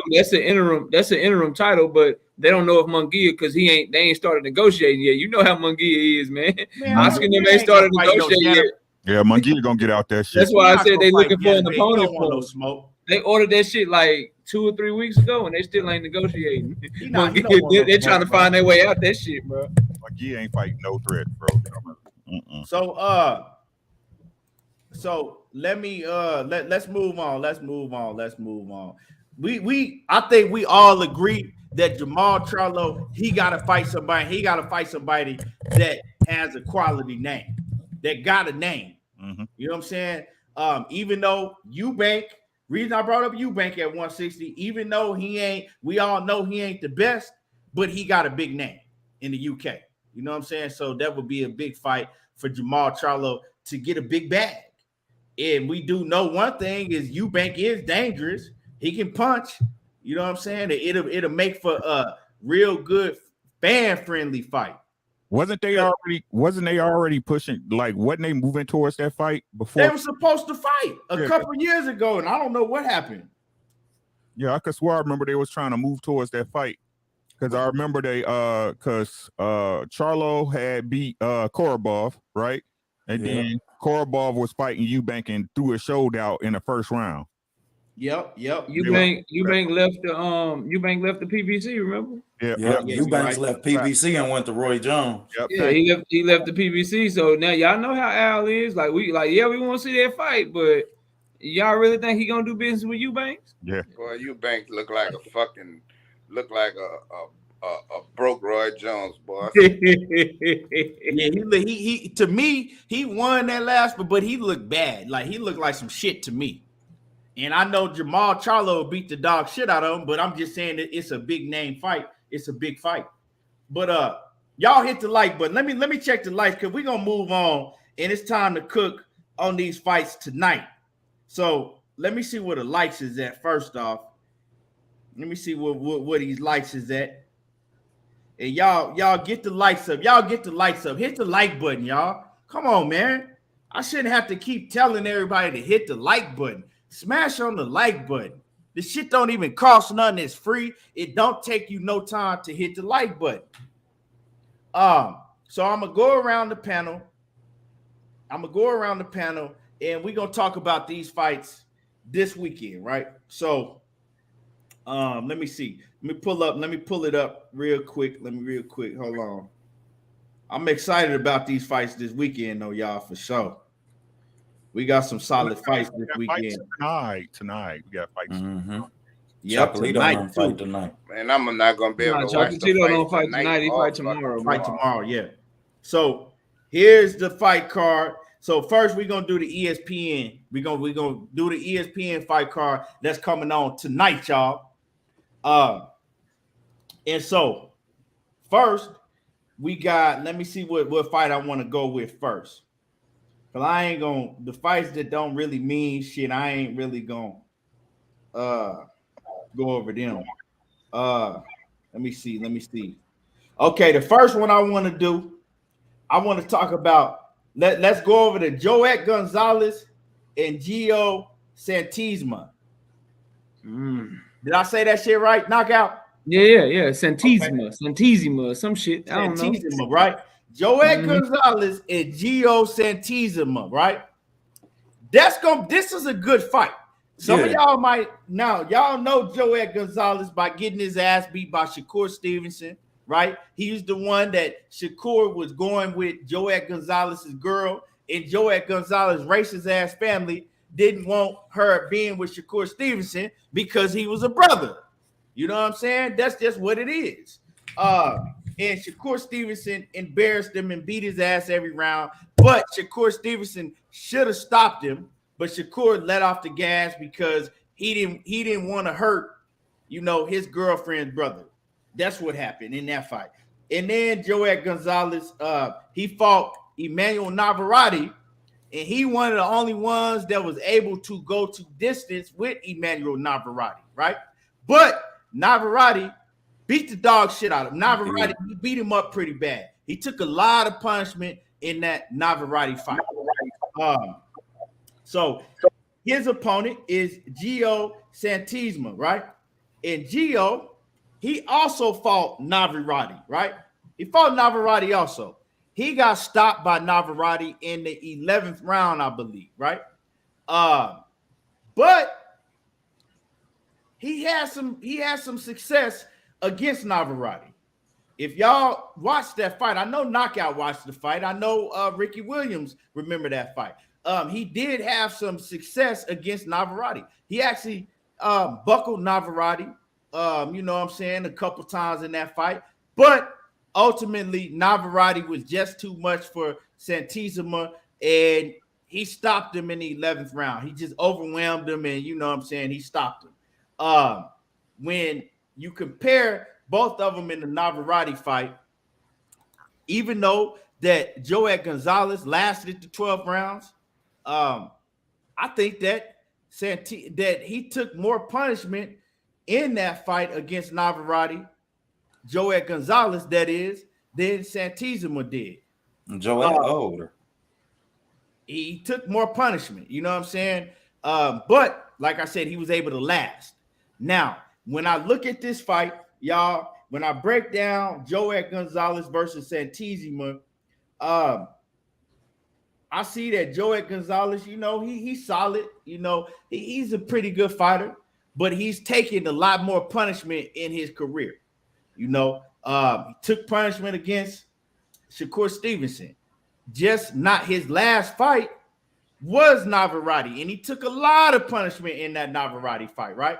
Now, Santiziman, he fought Navarrete 2 years ago on the undercard of Wilder and Fury, I believe. I believe it was on the undercard of Wilder and Fury. And so other than that, he ain't really taking too much punishment in his fights. And one thing about Santiziman, although Joet Gonzalez, he's a good, solid pressure fighter, one thing about Santiziman is he can punch. He got some power. Like I said, he staggered Navarrete a couple times, caught him with some big shots. He can punch. And so with that being said, I'm going to make it short because I know everybody got to make their rounds on the panel. When I pick Joet Gonzalez and Santiziman, Joet Gonzalez is a huge favorite. I think he's like a 6-1 favorite in this fight. But I think the odds makers is tripping on this fight right here. I think this fight is a lot closer than a 6-1 odds fight. When I break down both of these fighters and when I look at both of them, I got to go with Santiziman to beat Joet Gonzalez on this fight. I think he got his punching power. I think his punching power is going to be a difference. In Joet Gonzalez, both of them get hit, but Joet Gonzalez, he like to come forward and he get hit with a lot of shots. And I think that Santiziman is going to hurt Joet Gonzalez. Now, I do think it's going to go the distance, but I got Santiziman winning this fight because Joet Gonzalez, he's taken too much punishment throughout his career, and he knows how to lose. If there's anything he know how to do, he know how to go the distance but lose. So I'm picking Santiziman for the upset in this fight. Knockout. I'm going to go to you. Man, I see it totally differently. I thought Joet Gonzalez performed much better than Santiziman did against Navarrete. All the reasons that you named about Joet, as long as he still got his chin, which I think he will. I'm not gonna say his chin is gone and he can't take punches until he showed me he can't take punches no more. So I think all of that is there. He actually came to fight Navarrete, in my opinion. He landed way more punches and threw way more punches than Santiziman did. Santiziman, although he showed heart, in my opinion, he was a replacement opponent.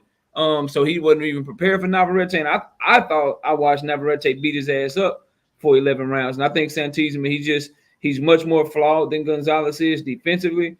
His head movement and his guard is not near as good as Gonzalez's. And then he also, bro, he ain't fought the type of competition that Joet Gonzalez has fought. I agree with you that I don't think Joet, because you said 6-1 shit on my sports book, they got him like 7.5-1. They got him like a huge favorite. I don't think he should be that big of a favorite, but I'm gonna say he wins the decision because I don't want to, take too long. I'm gonna say Joet Gonzalez wins the decision, being a little bit tougher in my opinion. I think he can go and outwork Santiziman. He showed that he can throw 80 to 100 punches with somebody like Navarrete and not get tired. And he didn't get worn down, so I like that about him. And then I just think he's a little bit more skilled. I think he has more punches in his tool set. I think he's more responsible defensively. I think his feet are a little bit better. I think he just edges Santiziman in just enough areas to where I'm going to give him the decision victory. I'm going to say maybe 7 rounds to 3, 8 rounds to 2. I think we'll be looking at some 97 to 93 scorecards, maybe even some 98 to 92 scorecards in favor of Gonzalez. I do give Santiziman a shot with his power, mainly that left hook that he got, really nice left hook to the body, nice left hook up top. If he catches Joet Gonzalez, I think he can beat him, but I don't see him outboxing him. He's going to have to hurt Joet Gonzalez. And so as a result, I'm going to trust Joet not to get hurt and to box well in this fight and get the victory. Okay. Great assessment. Coach, are you familiar with both of these fighters? Absolutely. Yeah, okay. I think Joet got too much experience. And if Joet had crack, he would have beat Navarrete. He just don't have no crack. And Navarrete is he's so big at that weight, But I think Joet experience is gonna play a big factor in this fight. I think Joet he got a lot of dog in him, even though he's not the heaviest puncher. And I think his experience level, he boxes better than Santiziman. He's a good little fighter, but he just don't have that wow factor. I think he got a lot of dog in him. I just think his experience of fighting Navarrete and Shakur Stevenson, we saw it come through after fighting Shakur. He did a lot better against Navarrete, So I think, like Knockout was saying, he won some rounds in that fight. It wasn't like Navarrete just went up in there and washed him. That didn't happen like that. So I got Joet winning the fight, bro. Okay, how you got him winning? Probably go the distance because he's not the biggest puncher. Right. Okay. We're gonna go to Ricky Williams and salute to Blue Blood Sports TV, my brother in the building. He said prayers for Guillermo Rigondeaux. Yeah, definitely. We talked about that in the beginning of the show. Yes, sir. Ricky, what's your breakdown of this fight?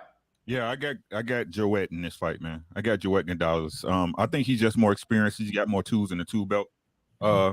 Then the kid, man, the other kid, he's just mostly a power puncher, bro. I think Gonzalez gonna outbox him. 12-round decision, something slight.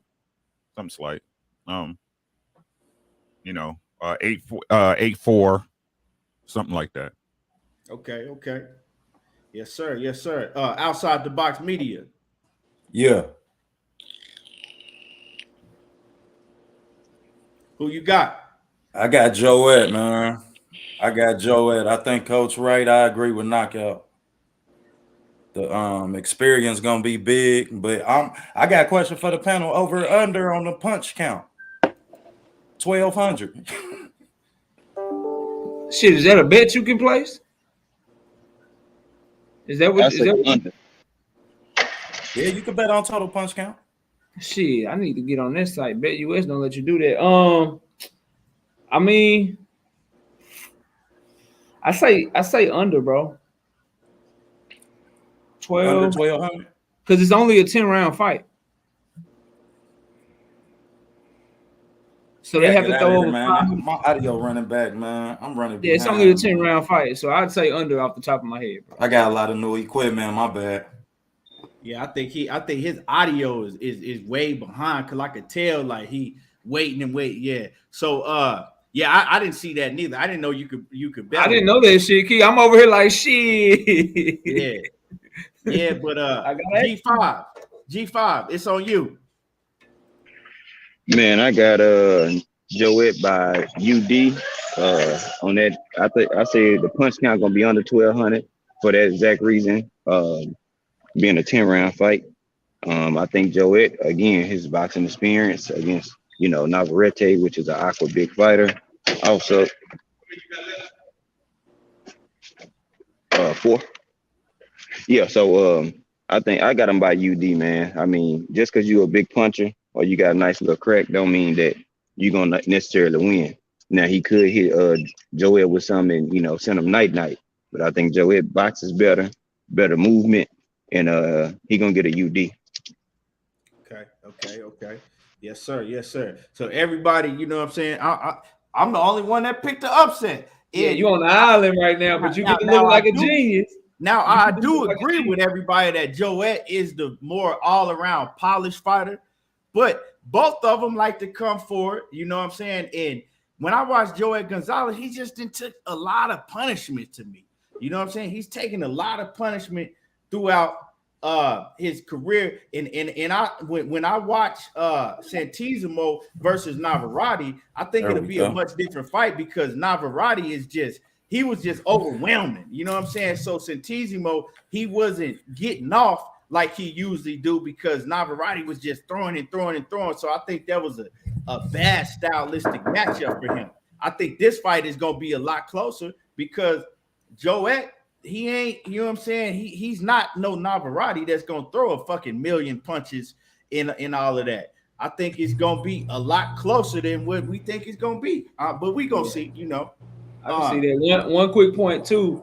The homie Santiziman, since fighting Navarrete, he's only boxed 3 rounds. because he had one fight, he knocked the dude out in 2 rounds. Then he had another fight, he knocked the dude out in 1 round. So it could be a little bit of a rust there too if he go in there and Joey can last longer. So it's a great fight. That was another reason I big, picked man. is because he hasn't taken a lot of punishment in his career. Yeah. We didn't see Joet take a lot of punishment, so I was like, man, this dude gonna be a lot fresher than Joet too.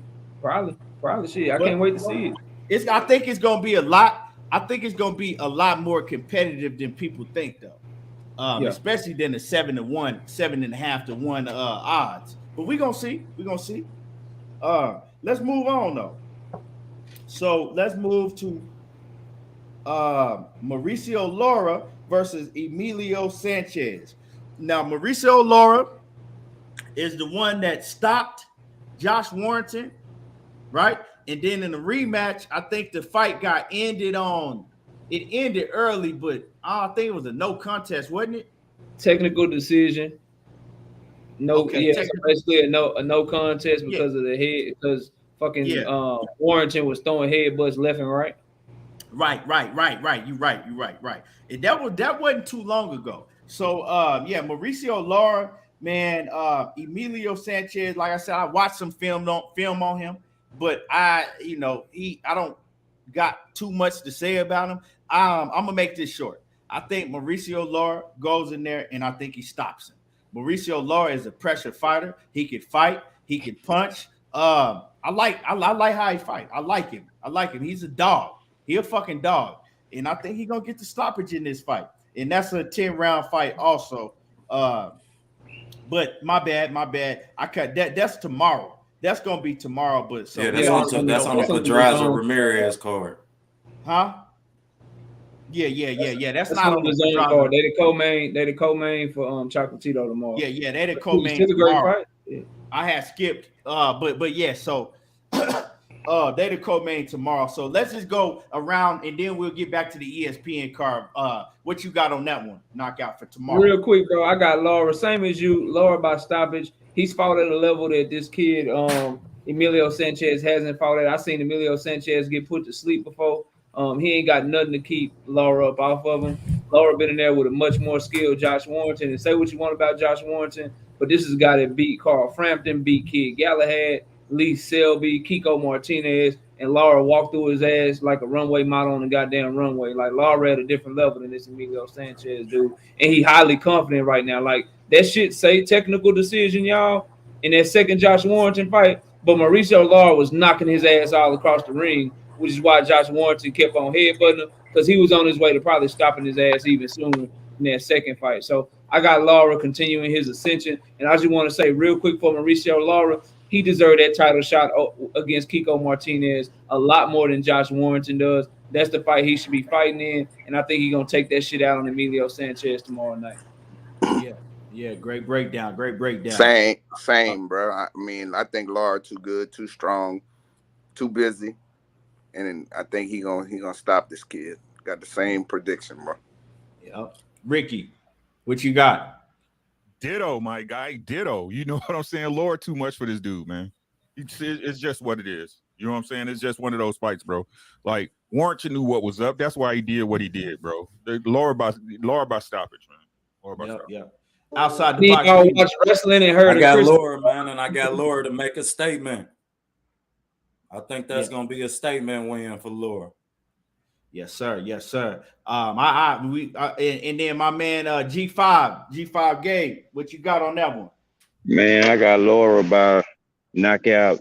I don't think it's going past 7. Okay. Real quick and simple. Yes, sir. So we all agree on that one. Let's go back to the ESPN card tonight. Let me see who else I want to go with on that ESPN card tonight. Let me see. So knockout, he went over pretty much everybody last night. Let's just jump to the main event. Let's go to the main event. You know, if Cono Loco's still in the building, me and Cono was talking about this earlier. So everybody that was in the building when I started the show, they know who I got, but let's talk about it. So you got Jose Padraza and you got my man Jose Ramirez. Jose Pedraza and Jose Ramirez. This is a solid fight, y'all. This is a solid fight right here. Jose Pedraza, he been in the ring with Gervonta Tank Davis. Tank Davis is the only one to stop Pedraza, I believe. Did Lomachenko, did he stop him or? No, Lomachenko didn't stop him, did he? Nah, they went the distance. Okay, yeah. So the only one to stop Jose Pedraza is Tank Davis. My man, knockouts man, right? Tank Davis, the only one to stop Pedraza. So he been in there with Tank Davis. He been in there with Vasil Lomachenko. He been in there with some solid fighters, right? He been in there with some solid fighters. Although he lost to him, but he been in there with him. You know what I'm saying? And he's made a good account of himself in every fight that he been in, right? And then you got Jose Ramirez. You know, Jose Ramirez, he been in there with Maurice Hooker and stop Maurice Hooker. He been in there with Josh Taylor, and the only loss that he lost was Josh Taylor. Now, Ramirez did get his ass beat by what's the dude name at 140? Damn, he got like a man. I gotta pull it up on BoxRec because I can't remember the dude's name, but he lost that fight. Ramirez should have lost that fight. Talking about Zepeda, you think Zepeda beat him? Zepeda. Yeah. Zepeda. I think Zepeda beat him. Or no, it wasn't Zepeda. It was well, hold on. I'm gonna pull it up right now. He done fought everybody. He done fought Postal. He done fought Zepeda. Right. But his only loss to Postal. is Josh Taylor. I think that he lost to Postal also. Right? It was a close fight, but I think Postal beat him. Both fighters coming off a loss. Hold on. Let me pull it up. Let me pull it up real quick. And the damn BoxRec. While he pulling it up outside the box, Pedraza on the run. He ain't lost in a minute, bro. He got 3 wins in a row. Yeah. He lost to what is it? Okay, yeah, it was Zepeda. I thought that Zepeda. I thought Zepeda beat him too. I thought that Zepeda beat him. It was Zepeda, right? I thought when he fought Zepeda a couple years ago, I thought Zepeda won that fight. And yep, because that was the fight that Jose Ramirez had in his hometown.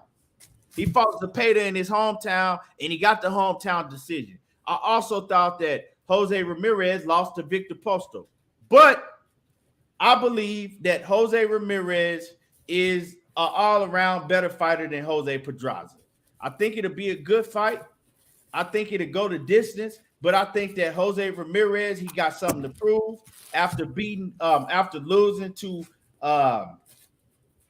Josh Taylor. And I think he's gonna go in there and I think he's gonna do enough to beat Jose Pedraza. I think Jose Pedraza, he's good, he a good solid fighter, but he's just not good enough to beat the top fighters.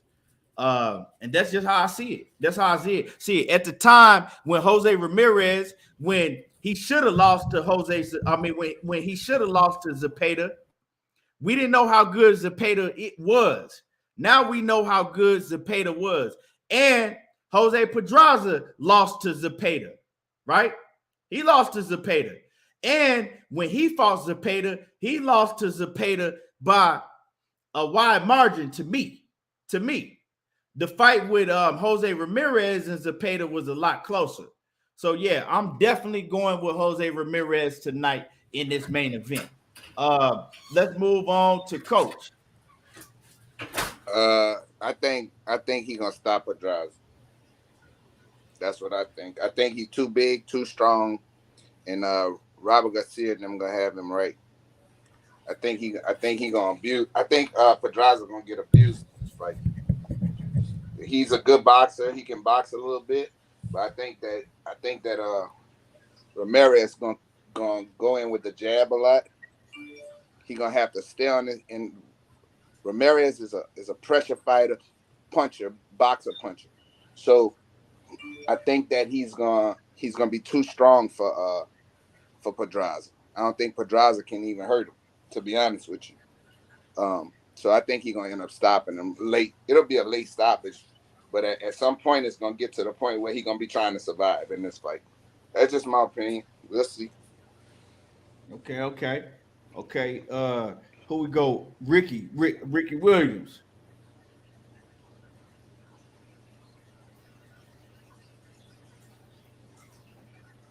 Ricky, you in the building? It's on you. Okay. I Yeah, guess Ricky, give me a minute. Give me a minute, bro. Go past me. Give me a minute. Okay. We're gonna go to outside the box media.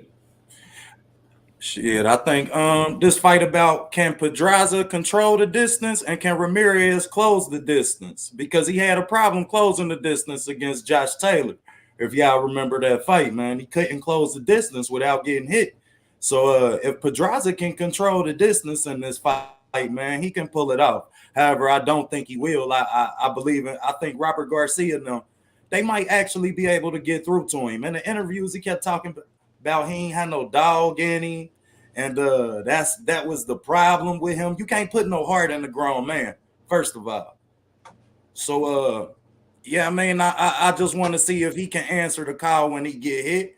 And we gonna see if Pedraza can control the distance. But I'll go with Pedraza on the panel. I'll be the only one to take Pedraza. I got it. So you got Pedraza pulling it off. I take Pedraza. Okay. Yeah. Okay, so you going with I think Colonel Loco was going with Pedraza. Mr. Steal Your Chin said he got Pedraza. Ricky, what you got? So we got one Pedraza so far. You got two, bro. I'm going with Pedraza in this fight, man. I understand everybody's infatuation with Ramirez, man, but I'm just being honest. I think Pedraza is just a smarter fighter than Ramirez. I think he has all the tools. I think he got enough legs to stay away from Ramirez in a 12-round fight. I think he's gonna outbox Ramirez. Yeah. I think he'll outbox. So I'm going with Pedraza in this fight. Okay, so you got Pedraza. Did I go to knockout? I'm tripping. No, you went to coach first. This cool. I'm like, hold on. I ain't heard from. Let me go to knockout. Then yeah, I got Jose in this fight, bro. I'm about to say, which one? God damn it. Knockout crazy as hell. He talking about I got Jose. Nah, real talk. I got Ramirez, bro. Listen, Pedraza, I don't like fighters that in a fight when I'm picking it. I don't like fighters that I feel like gonna be on the run on their bicycle the whole goddamn fight, bro.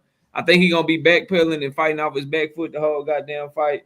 He gonna succumb to Ramirez pressure. He coming all the way up from 130 pounds.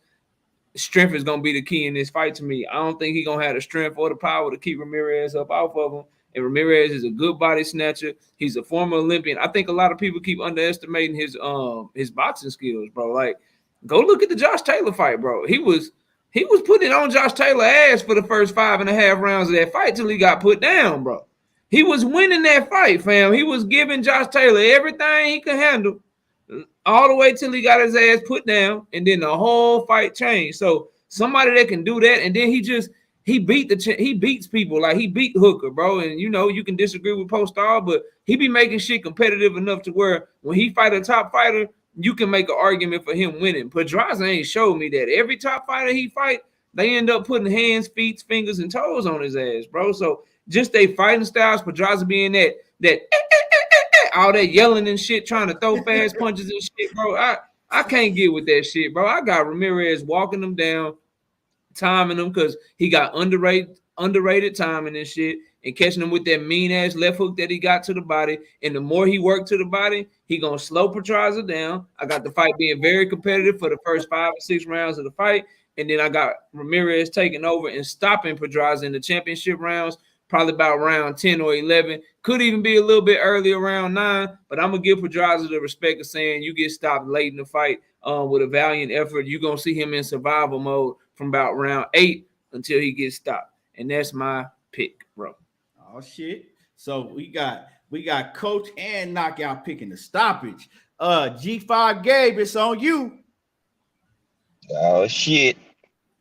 Well, I put it like this. I mean, Ramirez, he a good fighter. I mean, he a decent boxer puncher. He didn't show me some. My only thing was with him, he only got one gear.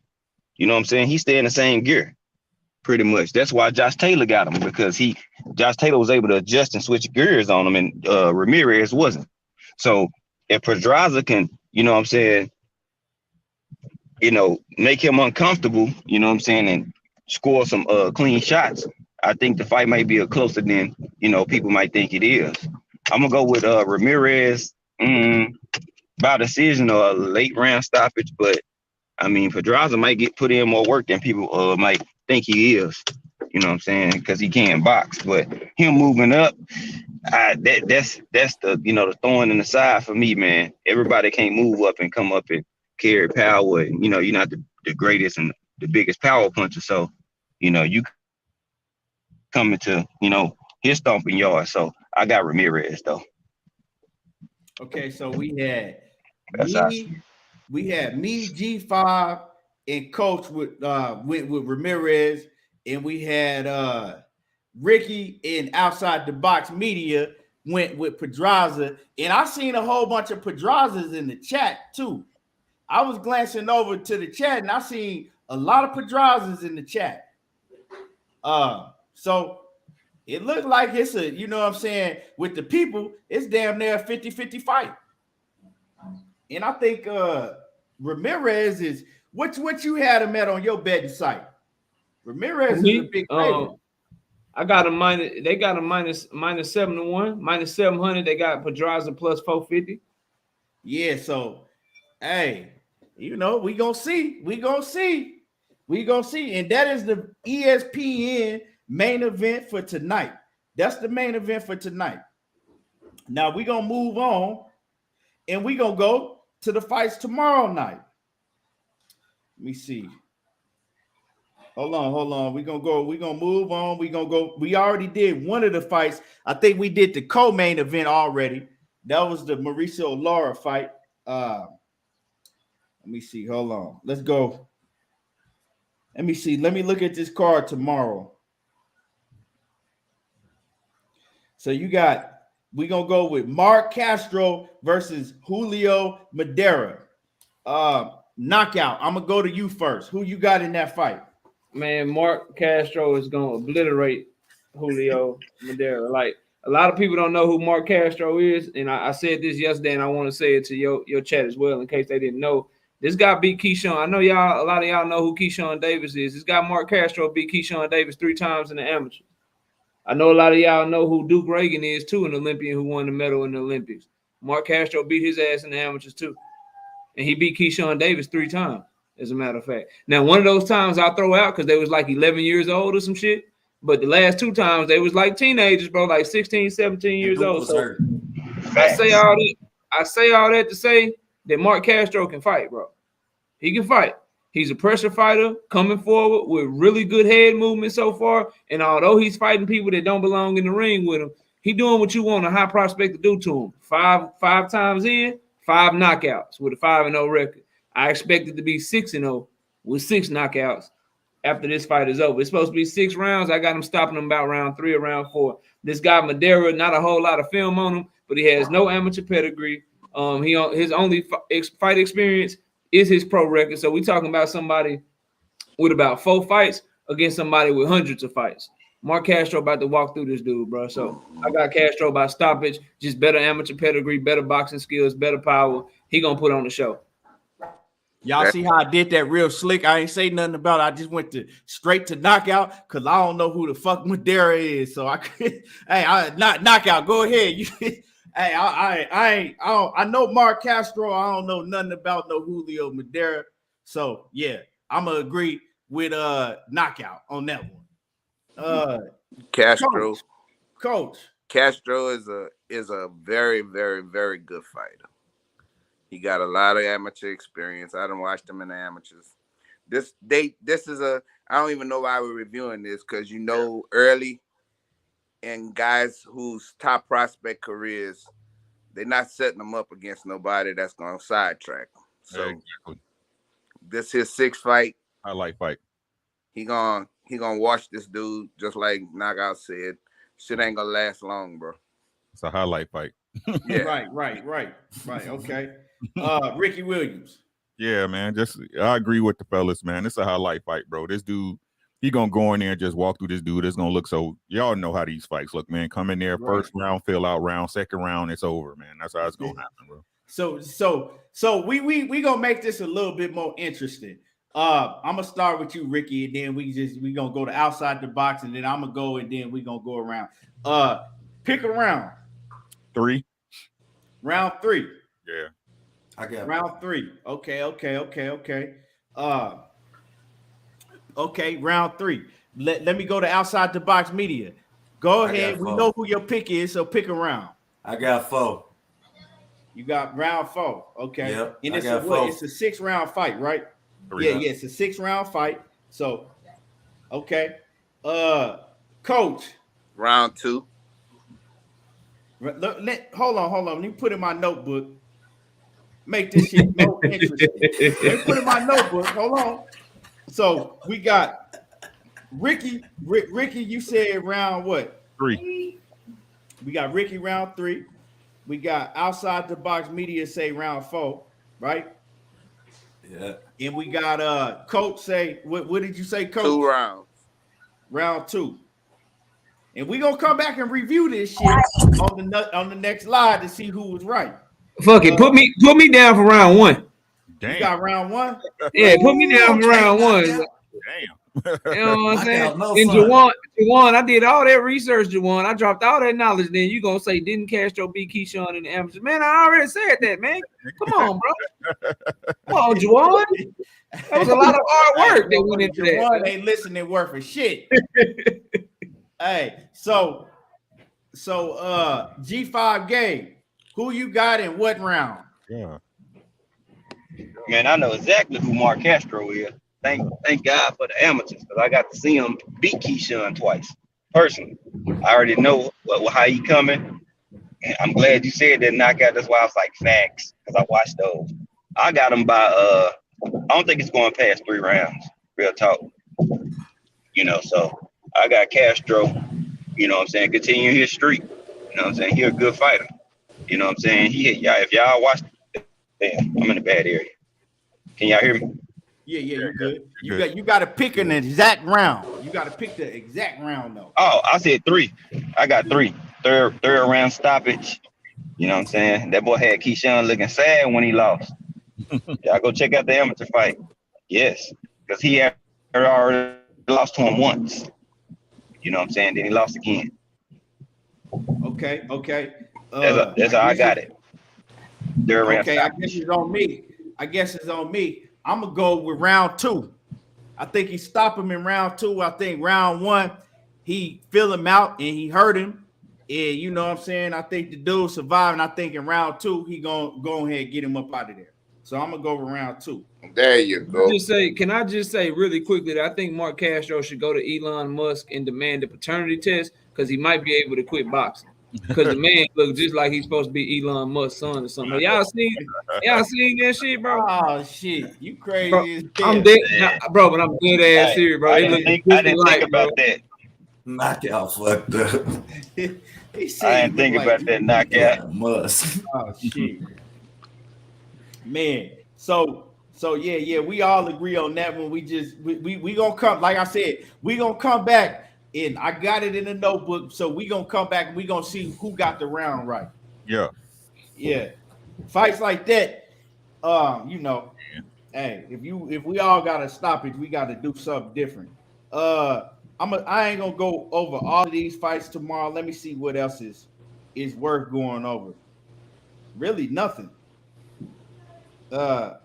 Really none. Let's go straight to the main event. The main event, Roman Chocolatito Gonzalez versus Julio Cesar Martinez. This gonna be a hell of a fight, y'all. Let me see. I'm gonna just go in a different order. I'm gonna start with Ricky Williams. Now I'm gonna go to outside the box. I'm gonna go to G5, Coach, knockout, and then myself. Man, we talked about this fight last night, man. Look, man. Chocolatito get hit too goddamn much, bro. I understand everybody say the skill set, he got the angles, all that shit. He do all that shit while getting hit. I think the kid gonna catch him with some hot shit.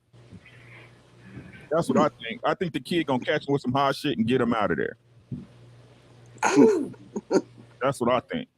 This man. What round? What around like late, early? What? Man, I'm thinking for the kid to beat him, he gonna have to hurt Gonzalez. He gonna have to hurt Chocolatito early. So I'm thinking if it goes the way I hope it goes, and yeah, y'all know how I feel about hope. You know what I'm saying? I pray it goes this way. I think he's gonna hurt him early and probably get Chocolatito out in 8. In 8. If he can't get him out, if he can't knock him out though, he gonna whip the shit out this kid. I'm just being honest. If the kid can't knock him out, he gonna whip the shit out of him. Ricky say, hold on, let me get it in the books. Chocolatito in 8. All right. No, I got the kid in 8. I mean, he got Martinez. Martinez in 8. Okay. Yeah. Hold on. Let me get it down. Martinez in 8. Cause we gonna go back. We gonna come back and we gonna see. You know what I'm saying? Who was right? So, all right. So you got Martinez pulling off the upset. Yeah. Okay. All right. Bet. Outside the box media. I got Chocolatito, man. Styles make fights. Period. I got Chocolatito. Late decision. I got it going the whole distance, though. It go the whole distance, and I got Chocolatito. You see it being a close fight, or you think he gonna have a wild? Yeah, I think it's gonna be a close fight. I don't think Chocolatito win but 8 rounds. Okay. So you got Chocolatito decision. Okay. Let me see. And then G5. How you see this fight going? Roman Gonzalez versus Julio Cesar Martinez. I kind of agree with Ricky to an extent. I think if he don't hurt him within the first 6 rounds, then Chocolatito he gonna win by decision. If he does get a stoppage, it'll be late. It's not gonna be early. So I'm going with Chocolatito. You know what I'm saying? 12-round decision. I think Chocolatito will probably win 7 to 8 rounds. Okay. So you got Chocolatito winning comfortably. All right. G5. All right. I'm gonna put you down for Chocolatito decision. So who we got next? We got Coach. I got Roman. Too much experience, too much volume, and also that dude get off balance too much. You're not gonna hit Roman with that lunging fucking left hook. That shit ain't gonna happen. He gonna get beat up. Then if the fight go longer, only shot that guy got is hitting Chocolatito early and hurting him and getting him out. If it go on late, the pace is gonna kill him. Right. That's gonna be it. If the fight I think when Ricky said the 8th round, that's too long. I think that's too long. I think that's because Roman gets stronger as the fight go on, and his volume goes up as the fight go on. So if that dude can't keep pace, just like I said last night on y'all show, that's it. He gonna either get stopped or it's gonna be a bad beat. How old is Chocolatito? 34. But we saw in his last fight, he didn't look like he won that last fucking fight, and they robbed the shit out of him. No doubt. I ain't even arguing with you, Coach. So as far as that goes, he still got his fucking legs, and he still that experience, bro. That experience that Roman got, bro, is man. You can't. I mean, he done been through it, bro. So I think this guy coming up in weight. I think this is gonna be. I know it ain't but 3 pounds, but still, he's still coming up in weight. But it's gonna be a problem for that dude, bro. And you're not gonna hit him. His balance is not the best, and that's one thing you always got to be in position to either punch or defend, and he get out of position a lot, and you can't do that with Roman Gonzalez. So that's my prediction is Roman either gonna stop him or Roman gonna win a unanimous decision. You gotta pick one, Coach. I'm gonna go with the UD. Unanimous decision. Okay. All right. Knockout. And wait, hold up. Before we get to knockout, we got Zenith 360. He says, "What y'all think about the weigh-in today?" I didn't see it. I'm gonna go back and watch it though. Right now, when I wrap it up, I'm gonna go back and watch it. And KQKC, I see you in the building. Salute. In A1 Hoop Zone, what's happening with it? So let me go with knockout. Knockout. What you got? Man, Chocolatito about to beat the shit out this kid, bro. He gonna stop this dude in about 8 or 9 rounds. Listen, Julio Cesar Martinez threw 50-something punches around, bro. In his last fight against Arroyo, he threw 52 punches around. The fight before that, 51 punches around. the fight before that 60 punches around, and the fight before that 54 punches around. Chocolatito against Estrada threw 109 punches per round, 84 punches per round against Yaffe, and then 103 punches per round against Israel Gonzalez. He gonna go in there and he gonna drag this boy in the deep waters.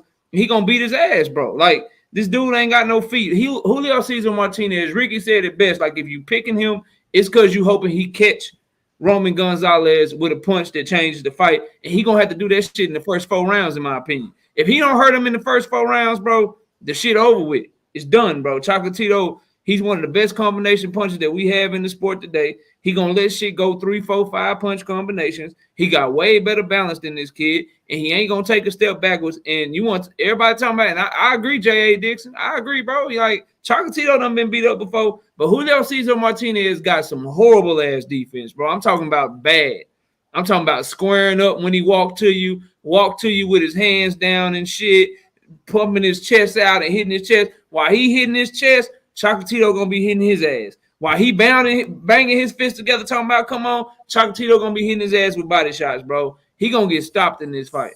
He ain't got enough. He don't work enough, bro, and he ain't been through the shit Chocolatito been through. All this shit about Julio Cesar Martinez punching power. Y'all really think he hit harder than Juan Francisco Estrada or Rung Vasai or Carlos Cuadras? All these people Chocolatito been in the ring with, bro. He ain't coming with shit Chocolatito ain't seen before, except for he gonna be far more off balance than those other fighters. He's far less skilled than those other fighters. Like, bro, this I can't believe they got the odds this close. That like they only got Gonzalez is like a -145. Your boy playing to come up big this weekend.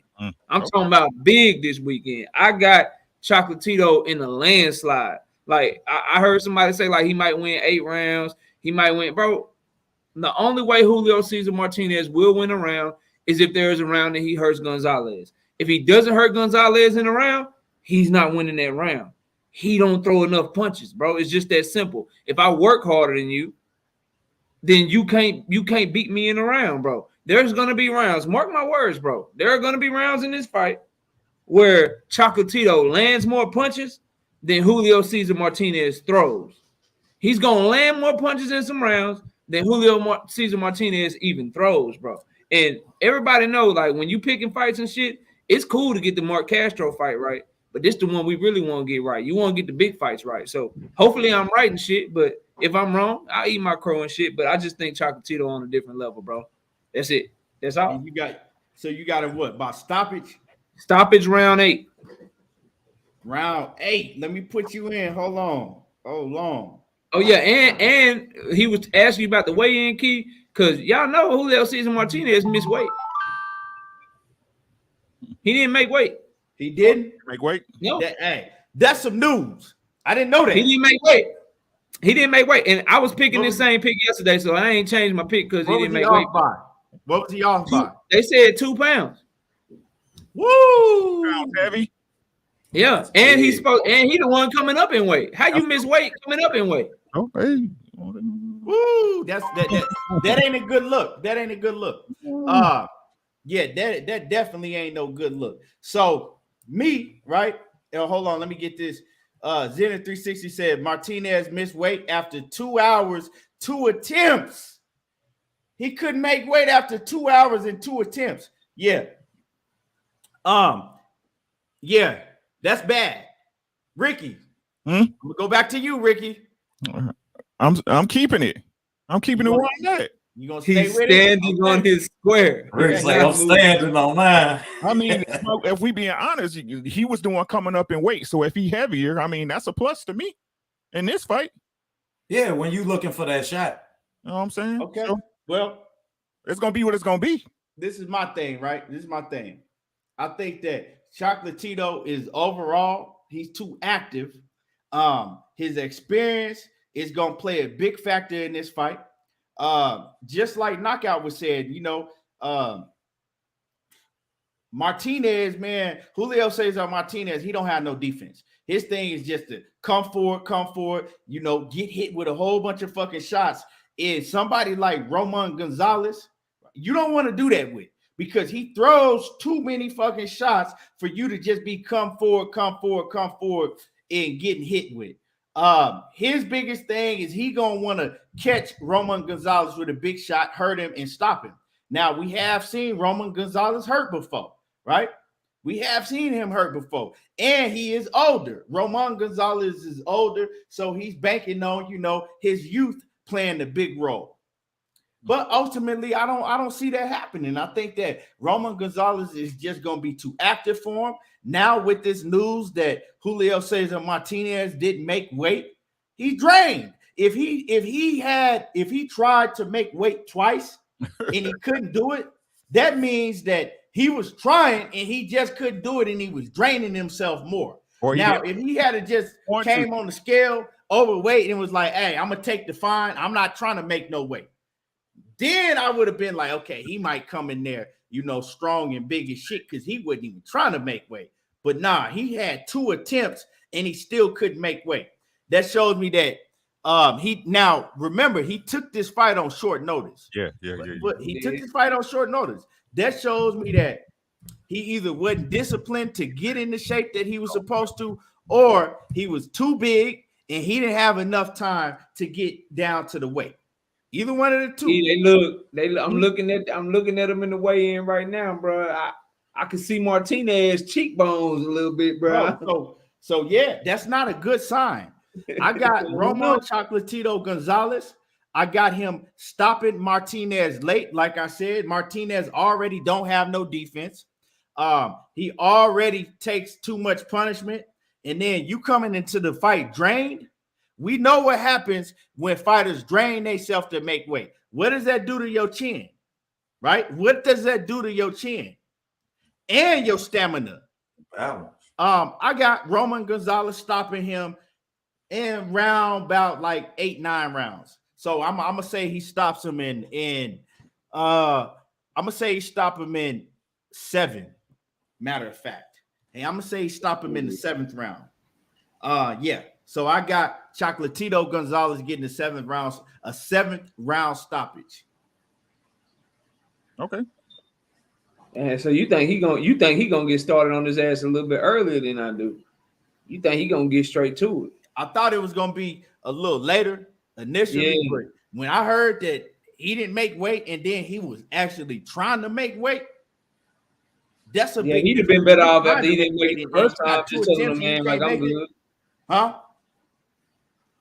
He'd have been better off just telling him, I'm good. I ain't trying to make weight. I'm straight. I'll take whatever. Like you said. Right. So if I had heard that, like, hey, he got on the scale, he didn't make weight, and he was just cool with it and was gonna take the fine, then I would have kind of been worried about Chocolatito, because I've been like, okay, man, this dude's trying to get an advantage. He ain't even worried about making the weight. He just trying to go in there on some strong, powerful shit. But nah, he drained.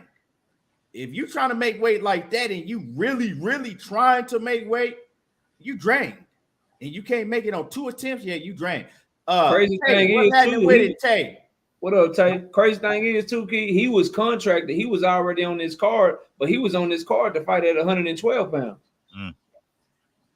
And they moved him up to fight Chocolatito because, the Estrada shit. But he was already on this card, supposed to fight at 112 pounds. Right. How you moving up in weight? That's what I'm saying. So with him, so you said he was already on this card. I didn't know. Yeah, he was on the card. He was on the undercard, supposed to fight at the smaller weight class, because he's the 112-pound champion. Right. So he was on the card, supposed to defend his belt on the undercard, and then they was like, yo, Estrada pulled out. Do you want to move up and wait and fight in the main event against Chocolatito? He was like, yeah. So if you ain't making 115, how the hell was you gonna make 112? And you were supposed to fight on the same day anyway. So it ain't like he got called to fight last minute or some shit. You know what that tells me, Knockout? That says a lot. That tells me a lot right there, what you said, because I didn't know he was already on the card, right? And like we said, he was moving up in weight. So he was already supposed to fight on the card, right? In a lower weight division at 112 pounds. That tells me that he's like, oh, I get to move up in weight? Shit, I'm going to slack a little bit. I'm going to eat a little bit more here. I'm going to eat a little bit more there. Oh, I can afford to do it. I'm moving up in weight. It was too undisciplined, ate a lot more than what he thought. it was, you know what I'm saying, being nonchalant about the situation, and before you know it, the motherfucking date is on your ass like that. Damn. In Columbus, one of the kids came in 20 pounds overweight. What? Hold on, what? Hell nah, bro. What you say? He said somebody came in 20 pounds overweight. Yeah, in Columbus. Kid from Texas. They're like 5. Nah, he ain't from Texas. He probably from Louisiana or something. Hey, yeah, I'm about to say, hey, don't put that bad juju on us. Yeah, put that shit on us, bro. What's wrong with that, Hey, we do not accept that. His name. Give me a minute, man. Right, that's great. So, hey, knock out. We don't want him. Hey, it got personal too. You know, G5, I'm quick to trade somebody, bro. You know, I already traded the Charlos back to Louisiana for Regis. Hey, I was in this trap. Hey, I was in this trap. I was on mute eating my chips. Nigga, as soon as he said that, boy, he said he from Texas. Boy, I dropped my whole chip bag. No, fuck, he ain't. Don't put that bad juju on us. Hey, man. So, yeah, it just tell me that he, you know what I'm saying, when he heard the news that he was going to fight and move up a division, he started getting lackluster. You know what I'm saying? He started getting lackluster, ultimately was undisciplined, and I think that's what happened. You know what I'm saying? He thought, oh, I got some leeway. And he started doing too motherfucking much. So I'm going to go around the panel, and what does that tell y'all, you know, that him missing weight like that? What does that tell y'all? I'm going to go to you, Ricky, first, because you picked him to win the fight. What is it? It don't mean nothing to me, bro. Like, yo, you know Ricky what? gonna stick to his guns. All that stuff is correct, which is gonna make this win for that boy even more palatable, man. It's gonna make it even better, bro. Gonna make the win better. I'm telling y'all, man. Chocolatito old as fuck, bro. It's time. I'm telling y'all. G5, what does that tell you? Him missing weight, and he was already supposed to fight on the card in the lower weight division. Hell, that means he was gonna miss weight at 112. Shit. That's exactly what it tells me. He probably was 120 pounds. When you missed it, you had to hop on the scale twice. So, I mean, it's a sign of undiscipline. But then again, if you can fight, you can fight. So, I mean, it's like 50-50 with me. It's a sign of undiscipline. But hey, if you gamed it, you was willing to switch your fight and go up and do it. It showed me you gained, but you know what I'm saying? You got a little bit too happy eating them ho-hos and honey buns and all that other shit. You know what I'm saying? And he's like, yeah, I'm finna get me a bigger bag. Shit, I ain't tripping on this. I'm finna go eat good. That boy's eating everything under the sun. So, I mean, it might be a downfall for him. I'm still keeping my same pick how I had it. I mean, I think Roman gonna put them pawpaws on that boy. So, yeah, that's what I got. Do you think that it's gonna affect his you know, his chin and his stamina? Well, he's already heavy, so because you know, if you moved up and still miss weight, that means you was already overweight. So, I mean, maybe he trained at the weight he was gonna fight at 112. Maybe he'll look comfortable with it. It could affect his stamina around the ring though. So yeah, we gonna see though. My pick ain't changing. So shit, I think Roman, he might be older, but experience, hey shit, you can't teach that shit. You either got it or you don't. And Roman, that's what I got. Man, Marky Dan 123, he said, and that he said he a known drug cheat. Anybody familiar with that? I told y'all the Latte Green he from Texas too. I think he's saying, I think he's talking about because Julio Cesar Martinez in Canelo camp. You know, he a Canelo fighter. Okay. I think that's why he's saying he a known drug cheat unless he got caught. He in the juice. You right. Zenith360 says, I'm just learning about the CSAC 15% rule. He can't be more than 15% than the contracted weight on the day of the weigh-in or the fight is off. Oh, yeah, if you're 20 pounds overweight, that's a wrap. That's a motherfucking wrap. Shit, not Ohio, they still fighting tomorrow. Marky Dan 1 say Julio Cesar Martinez he pop dirty before. Oh, he popped. All right. He said he popped dirty before. I didn't know that. I'm looking for it right now. I can't see it. Well, shit, I ain't surprised. He in the juicy juice He crew. said he popped 2 years ago. He Okay. in camp. Ain't he in camp with Eddie Reynoso and them? Yeah, If you on the right note, so they got him to deal with it Matchroom. makes sense. Makes sense. So yeah. Oh man. So dude, yeah. Maybe they had drug testing in this fight. Maybe they had drug testing in this fight, and he couldn't get none of that in his system. Well, you know, hey, We'll see. we'll see. Ricky gonna stick to his gun. Ricky, like he's still gonna knock Roman Chocolatito ass out. So I don't give a damn. I'm running with my shit, bro. But to answer your question real quick, What's up? Keith, like, everything you said was facts, bro. Like that just show you I'm that running behind. I gotta leave and come back, bro. lackadaisical and shit. He didn't put in the necessary work, and so as a result, shit, you know, you might pay for it tomorrow. But I just like now I have like I thought he could be something in them lower weight classes, but now I just know he ain't gonna have the discipline necessary, and that as quick as he came on the scene, he probably gonna hop up off that scene. Because when you get an opportunity like this, you do some shit that we saw Jesse Bam Rodriguez do a few weeks ago. Come in ready, focused, you know, on your shit, in shape, ready to go. You don't come in there with the biggest fight of your life against a legend like Chocolatito and then come in that whole unprofessional like this. That tells me everything I need to know about you, bro. So he already lost to me. You already lost the motherfucking battle. You know what I'm saying? You already lost the battle coming in. That's gonna play heavy on his mental too, because like I said, he's young. He's young, bro. You already lost the battle. And salute to my man Dwayne in that Cash App, man. I appreciate you coming through. Salute. Appreciate you always showing love and support to the channel. Let me see who outside the box media. Yeah. Him coming in, missing weight. We see obviously he was really trying hard to make weight. What does that tell you what he was doing leading up to this fight? Does that, you know? Well, we all know what it got to say about his dedication. But I want to talk to everybody about the style. We know styles make fights. Y'all know I love styles. So he can impose that. Yeah, I mean, we don't know if he plan on leaning, if he plan on fighting in the inside a little bit more. Yeah, I mean, there's a few different ways that them extra pounds can benefit you. You understand? So but outside the box, he ain't got no inside game, bro. He's a lunger. He's a lunger.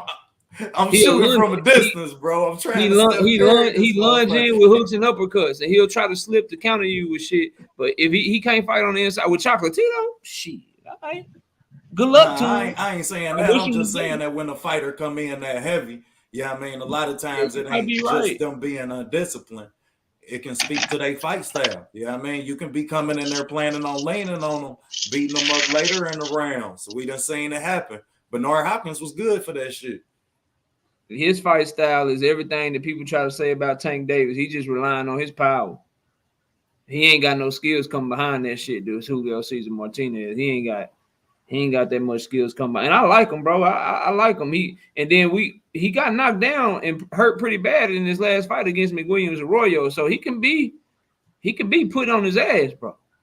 He can be put on his ass. So I don't know. I think it's gonna be the most exciting fight of the night, though. I was upping it. I was saying it could be fight of the year, but I'm coming off of that, bro. I don't think Julio Cesar Martinez is gonna be good enough to give us a fight of the year candidate. You know what I'm saying? I think it's gonna show its levels to this shit, man. Yeah, man. Zenith 360 say maybe the extra weight is for an advantage. I would have said that if he hadn't tried 2 attempts to make the weight. You feel that's my biggest thing right there. You tried 2 times to make the weight and you still couldn't make it. So you went and you tried to get the weight off, right? You drained yourself. You came back to weigh in again. Bam, you didn't make it, right? Then you did it again, right? Because they only give you what? I think they give you 2 hours. You did it again. You came back and you still couldn't make weight. Bruh, you drained the fuck up. You drained. And I think that's going to affect him. So I don't think that's going to give him no advantage because you already done drained yourself more than you expected to. Now, if he had just been like, fuck it, I'm not making weight, y'all. I'm not coming. I'm done. You know what I'm saying? I can't make it. I ain't gonna try. I'm not gonna drain myself more. Then I probably would see, okay, he trying to get an advantage. But nah, he wanted that. This tells me that he did everything he could to make the weight because he did not want to take that pay cut and ain't a title on the line. I don't think so. It's no title on the line, but he ain't want to take that pay cut. He didn't want to take that fine. He needed that bread. Bro, it's no title. It would have been for a title because Estrada got them belts. He got the WBC and the WBA. So it's just like a big time fight. So he wanted that bread. You know what I'm saying? That's all it could have been, is that he couldn't afford to take that pay cut. He needed his bread. And so 2 pounds, did on the first attempt, was it 2 pounds? How much did he come in on the last attempt? That's what I really want to know. But they put him on the treadmill. Yeah, they put him on. They probably had him in the sauna suit, all that shit. You drain yourself. You look at how drained, right? And he didn't even miss weight. I seen him put AB on the fight before. Look at Errol Spence, how drained he was. He didn't even miss weight. That shit take your power away. It take your stamina away. And if you ain't got no fucking steel chin, your balance that affects your chin. It, like Knockout say, we already seen him get dropped.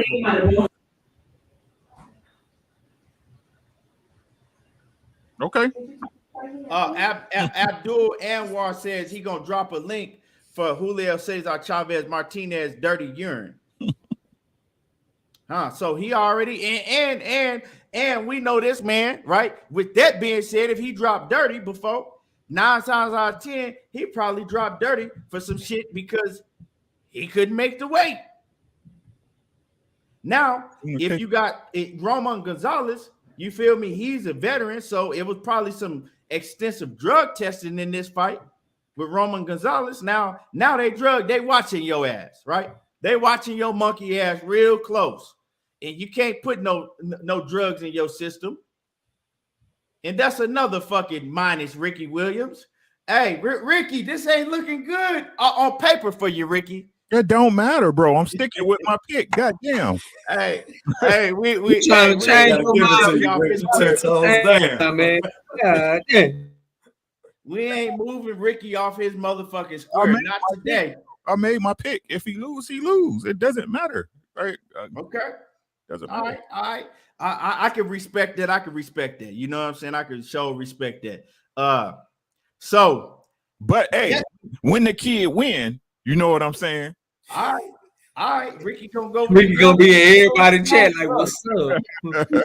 Y'all dropping links today? What's going on? Ricky gonna talk that. I already know Ricky gonna talk that shit if he pull it off, But yeah, man. So that's what it is. Anybody got any last words? You know what I'm saying? I'm gonna go around the panel. We're gonna get ready to wrap it up.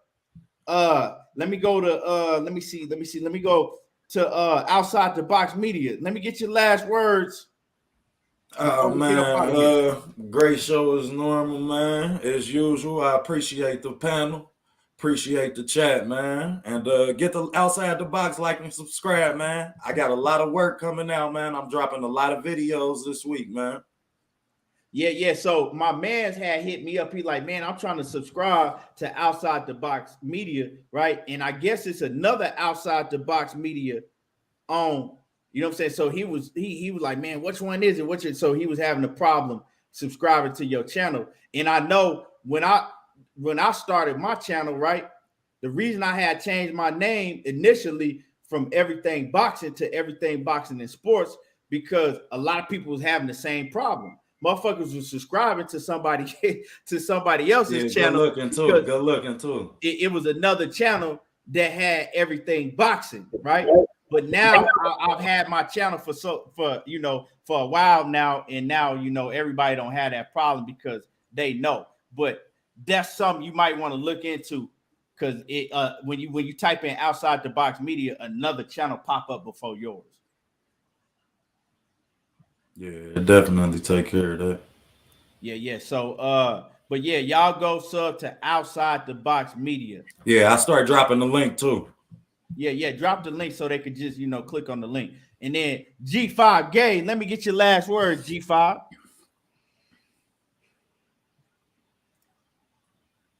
G5, Thank you you. on mute.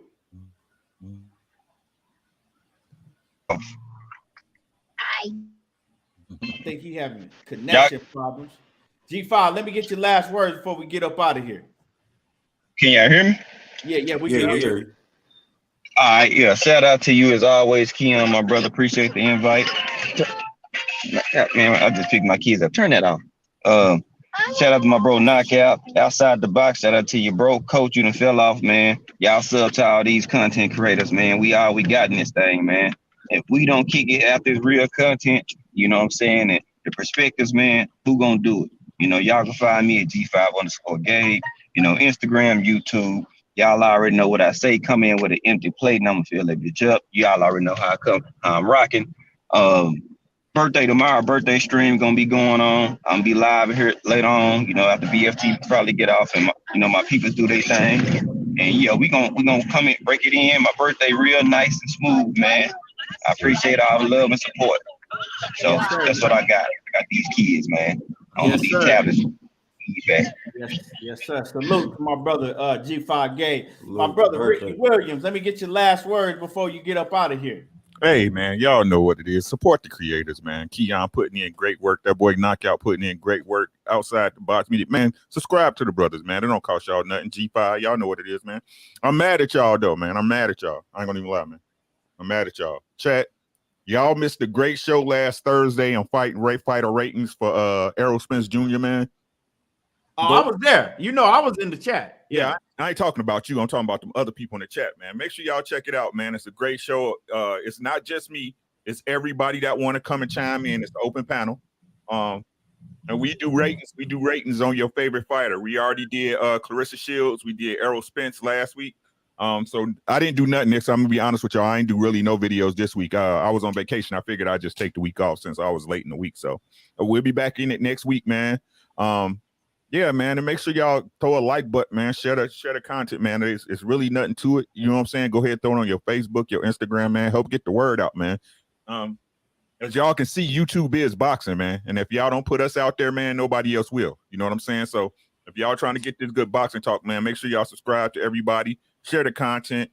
You know what I'm saying? Support where you can, man. I appreciate y'all. Peace to the guys and goddesses. Make sure y'all take care of yourselves, man. Yes, sir. Yes, sir. And make sure that y'all go sub to Ricky Williams Boxing right here on YouTube.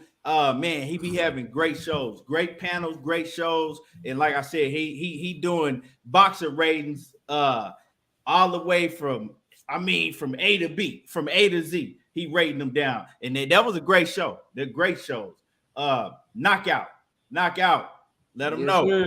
Yes, sir, bro. Salute to everybody on the panel, man. Great chopping it up with you brothers, man. I'm looking forward to tonight. We only an hour and 47 minutes away from the start of the card, so can't wait for that. But y'all check me out, man. Y'all know right here, Knockout Boxing 86 TV, live every Wednesday, live every Friday, and live every Sunday. Wednesday and Fridays we live at 7:30 p.m. Central, and then on Sundays I'm live with KQKC Boxing Network Sunday mornings at 9 a.m. Central Standard Time. Also, videos dropping daily today. Y'all need to be on the lookout, man. We got to talk about Virgil Ortiz and Conor Ben. They both sounding like they talking like some ducks right now. So y'all check that video out. We got the zone. We got the zone doing some pay-per-view shit. You know what I'm saying? We got a video dropping on that, so be sure to check that out. And then we also the video that I just did, man. Jermall Charlo. We got Jermall Charlo and Brian Castano. They fighting on May 14th, so we talk about that a little bit. Just check out all the videos. Check out all the live streams. Smash this man's like button. No, it's free. Put your seatbelt on. You know, hopped in the car with him, so be sure to smash his like button over there and check me out, man. We work hard over there, and we try to put in good work. So I appreciate everybody on the panel. I appreciate you, Key, always opening up the door to me, man. And y'all know it's all love, man. If y'all don't do shit else this weekend, y'all be sure to watch boxing. Already. And once again, sub to every brother on the panel. All great content. We all putting in work. And my stomach touching my back. I can't wait to get off this motherfucking live. I'm hungry as hell. Can't wait to watch these fights tonight.